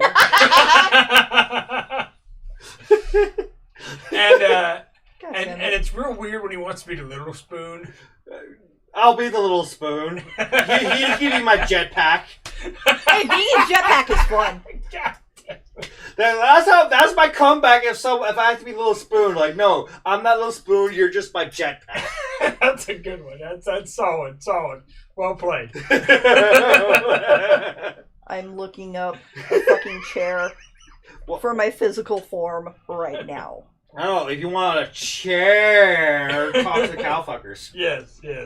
Nuclear Spring is where the cowfuckers earn our... Yes! I was fucking there for that! We were there. Oh, I saw the birth of the cowfuckers. Oh, it was glorious. Yes, they were amazing. That's how we became, like, the best of friends. Yes. Oh, no. Does Hatter ask... Does Hatter ask me if I'm under 21 first? He's gonna have some bad news. I'm And then also Santos was like, bummer the Globe Theater closed, maybe no more Wastelanders Ball. The Globe Theater is also where a lot of wrestling events happened. Well, we haven't had Wastelanders Ball since before the pandemic. I still never been to Wastelanders Ball. And I always wanted to go. It's a donut. It's a donut chair! Wow. It looks like the donut from The Simpsons. It does! It does. Walmart has that one. Donuts. I'm gonna have to take Figment into, I'm gonna have to go in with my physical form to, like, Walmart or something and go check out the doll chairs and see which ones fit. There you go. Yeah. Take yourself on a trip. Yay! My Figment still physical needs form like a gets to wasteland go out. jacket, though. Yeah, I'm slowly working on that. Oh, hi, Sharon. Hope you're doing good. We're just, at the climax of our fucking show. Bullshitting at this point. Well, we already got through our big topics. Did. We're just now talking about the topic of like when nuclear winter happens. I will be DJing it. Yes. I'm gonna do as much recording and taking pictures as I can. Hopefully, I'm going! Yeah, Figment's actually going. There's And no, And this is where it gets to the point where I'm buying their tickets, so I'm not gonna be able to buy their nuclear tickets. yeah. There's no, I very much plan on going. You gotta be there for the bloody moves. Yes. I missed last year. It's and I like, feel Cow bad. Mama, you better be there, Cow Mama, because I have a present for you. I've been waiting since before Wasteland Weekend, and I want you to have this present because you're gonna look amazing in this present. I have a present for y'all too. Yes, I forgot to Figment give also it has Wasteland. gifts for the cowfuckers. Yeah. I mean, I have a present for everybody too. It's just me. I thought it was something else. It's just my presence. I thought, it's this big dick. Oh. But no, that's not the case. Plausibly. It's the whole body. Let's be respectful here. Respectful? What's that? Y'all are drinking, and I get the excuse to be like, ugh. Yeah, don't let that. No, Cow Mama. I mean, if you're there, I can guarantee that myself and my girl will be there, and she will absolutely love to see you. Yeah. I know she had to see you last year. Gilly goes, me and the cowfuckers will always remember the first time we met. And I'm just going because there's no pay-per-view that weekend. Yeah. So, we're, I know, I can't speak much for, Hatter here, but I know me and Figment, Yes. we're going to be camping with the cowfuckers again. Because I had such a blast camping with them. Oh my god, the bloody moves, waking up hella early, and we're just sitting in our chairs bullshitting. Talking about how the last night goes from what we can remember. It's a good time. Oh yeah. There we go. Amazing time. What weekend was it? The last week, though, at the end of February, beginning of March. Okay. That weekend. I mean, I've got some. My girl picked up a new tent. We want to see how well that works for us. Oh, so you get to break that in? Yeah. Yes. I mean, it's not a helicopter, but I think you'll make do. End of February, early March? Okay, that's as far as I'll go. Yes. Our current tent, my tent, is good for one person, too small for two people. Honestly, we ran into that problem this year, and so we were talking, and we were trying to figure out a new tent. She came across a good sale on a new tent. It's bigger than our current tent. Yeah, from what you described, it sounds amazing. So it should be good for the both of you to be in. Yes, that's what we're hoping for. So, Because the size of this guy's tent is smaller than this stage. Yes. And mind you, the stage is flat. I have yeah. to like squeeze the air mattress in through the door. So what weekend? So you're looking at the, since it's a leap year, the 29th, the 1st, the 2nd, and the 3rd. Okay, good. Nice. The weekend before February 24th, that's Elimination Chamber. No, I said at the end of February, beginning of March. It's that weekend. So Okay. we get to celebrate the 29th. That's a Yeah, rare day. we get to be at a Wasteland event in a leap year. I've got a friend whose birthday is leap day. That is So horrible. I think he's a little bit older than... Well, he's a bit older than me. And I think he's with now... the leap year days, would that make him younger because they're only 4 years apart? Technically. Mhm. And there was one year where we were... Sandy. Who? The dude he used to come dressed up as Jack Sparrow way back when. Oh, yeah. Yeah. But I think he had one year who was like, I'm turning 7! Many years ago, I had a friend of mine that I was close with, and I was close with their family, and their grandmother was a leap year baby. It's and so interesting. I remember throwing grandma a 21st birthday party. Hell yeah. It was the best 21st birthday party ever. Oh, yeah. Get on that. Oh. Remember, he goes younger, you go older. No, I'm speaking for myself. I Okay.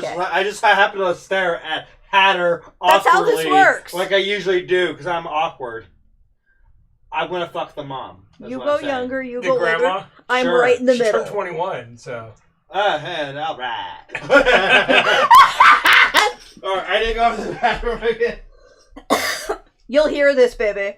All right. Santos, so if you walk by a tent and hear someone yelling, call me mayor, now call me ambassador, just keep walking by, that's Hatter's tent, he's breaking it in.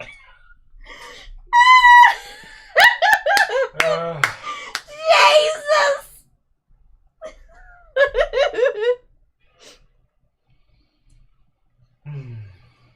Oh, that's where I just go, I just prefer to be called master. Oh, God. That was fucking good. God damn it, Santos. That was good. Hey, at least this time you're not going to possibly lose your fork. True. I still have it. I've managed to hold on to it all this time. Yay! It's one of my favorite things. And honestly, like people are like, dude, where'd you get that? I'm like, right? It's a fucking butterfly knife fork. Like, it's awesome. Oh, God. So, Katie? Yes. If you were going to Asylum back in 06, that was him.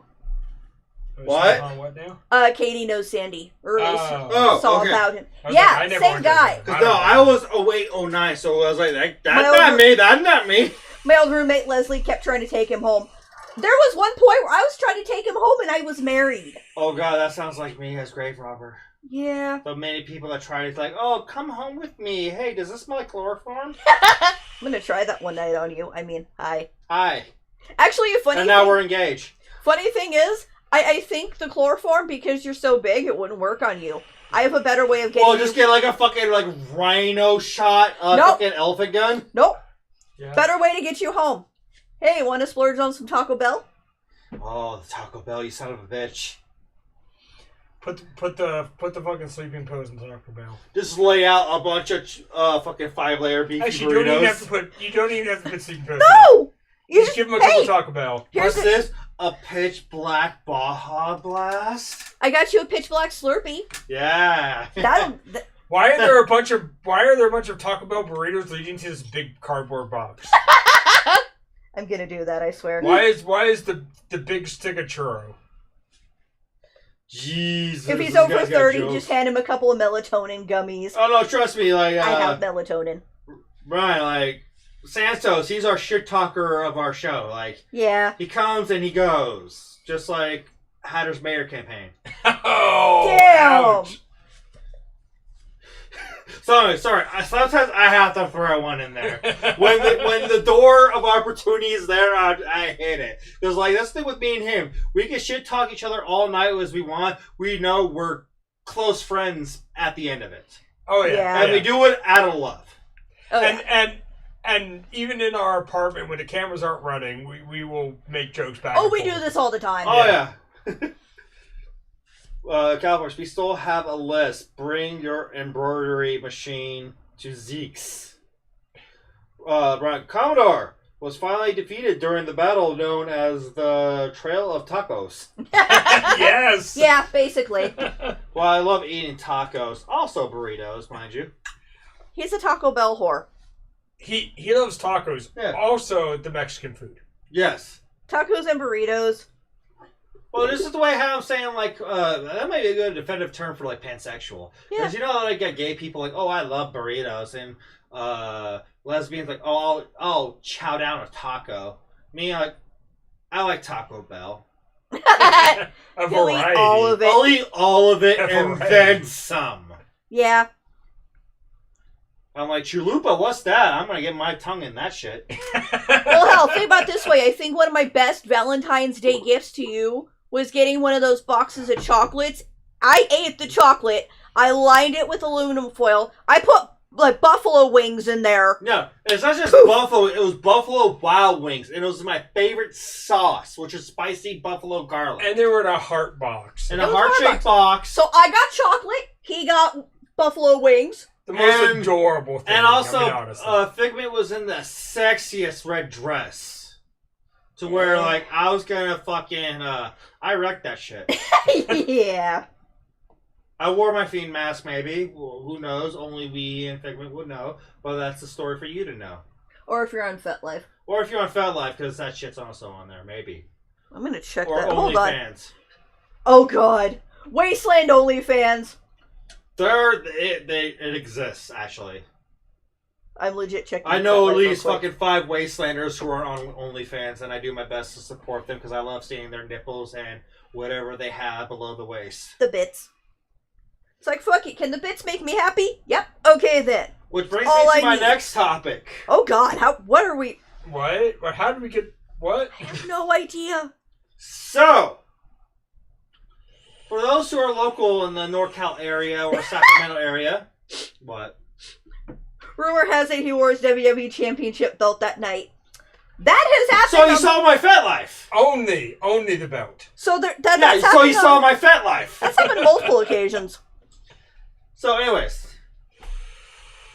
I should delete that picture of him. I run a DJ and co-run a golf club here. That's every Sunday night called Club Absolution. I run every accurate early mid-July. Yeah. Send me that. I don't have that one. You don't have that one? No, I don't have that one. Okay. It's a cute picture. It is. It is. I love it. I can tag you in it. No, I want you to physically send it to me so I can upload it. Okay. Anyways, I do a Wasteland theme night at my golf club where I get Wastelanders or people who are curious about Wasteland to dress up in a post-apocalyptic outfit and we have a good time in a golf club. The flyer, it needs replacing. Oh, yeah. I won't get too much into detail. It just, I'm just going to say, under the circumstances that happened over the past 6 months, we need a new model. Fair. I have a couple of people in mind, but if for those who wish to be the poster person of the Wasteland theme night for my golf club, hit me up and send me some photos, and we can go from there. Also, we could use someone who's really good with Photoshop. Yeah. Well, not really Photoshop. My other person who makes the flyers, they do all that. Okay. Which is how the flyer we got was. Okay. So just send me a Wasteland photo of yourself as clear as possible, and we'll go from there. Like I said, and if you don't get picked, don't feel bummed. It's just that usually it's not always my call. It's just it's a group call for people who are involved with my club. So we'll go from there. If for those who are not watching the episode, who are not getting this memo, I'll reach out to you personally because I think you make. I'm not saying that you'll do it or will get the part. I just think you'll make a great candidate because I know what you can bring to the table. There we go. Sick. But for those who are just just like, I got you. Hit me up. Then we'll go from there. Also, we could always just, if you just want to send Commodore fun pictures. Hell yeah! He won't shut that down. Also, I'm not asking for nudes. Because, of course, this is for a flyer. We want to make sure that it is allowable to be publicly viewed. Tasteful. Think of Facebook tasteful. Yes, because it will be posted on Facebook and other medias. Yes. So, but if you want to send me nudes, yeah, we'll take that. He probably, unless you ask, he probably will show them to me. Yeah, I like because again, it's not just gonna be like I'm like, oh my god, look at the size of this cock. I usually say that. And they're like, oh, the tits are good on this one, or like the clit is bulging right here. I don't know. Whatever you got, I don't give a fuck. I'll appreciate it. Yeah, we are very pro nudity. Fuck you. Brian's going, oh, you're getting nudes. All balls. Okay. I accept this. Batwing. The brain. No, we need the goat. We need the goat. The goat. Yeah. I need to upload more pictures. I need to delete a couple. I'm deleting that picture with John. Fuck him. All right. So we are overtime. Wow, we did pretty good tonight. Yeah. All right, so I guess we'll just call it tonight. Yes. Fuck you, episode of the night. I guess it goes to two people. Yeah. The fuck you goes to both Warner Brothers for giving us that Furiosa trailer, and Amazon Prime, who gave us the Fallout trailer. So fuck you, Amazon. Fuck you, Warner Brothers. Thank you for giving us lots of content to talk about for the next season. Because we always need it. And the next episode, December 16th, we're going to have a guest on this very show. It's not just going to be the three of us. Doc Schofield will be joining us from the Schofield Drifters. And we are kicking off the show with Captain Stranded style Bloody Marys. With white pickled asparagus, newly made from Jen Alley, who made the pickles, our pickled asparagus. It's a new project she wanted to try. I got a jar, so we're going to try them out and make it to our Bloody Marys and see how we think. Yes. So, tune in December 16th, 7 o'clock Pacific time. Figment, Hatter, Commodore, Doc Schofield. Yes. Drinking Bloody Marys, sharing Wasteland stories, giving tips and advice to the newcomers. Yes. Anything you want to add? I would just say we are looking forward to all the new things that will come from these new movies and new shows. Yes. I want to see the inspiration. I want to see people come out in replica costumes, but I also want to see people come out in inspired costumes. Yeah. And I'm looking forward to, I know we talked about the boom. There's a lot of amazing things that can come out of a boom like that. Oh, yeah. So, I'm looking forward to it. Like with the boom that we're probably expecting, it sounds like we're going to have a very exciting Wasteland weekend. It'll be interesting to see what this brings about, like, what people are going to bring to Wasteland. Yes. Absolutely. So I'm very much looking forward to it. So let's do our last toast. Huzzah. Huzzah. I need a little cup. God damn it. This has become my new little stage. I'm gonna have, like, but most of all, Hatter's looking forward to that new tent. God damn it, Santos. Alright, ready? Yes. Let's see. Good night, everybody. Good night. Good night.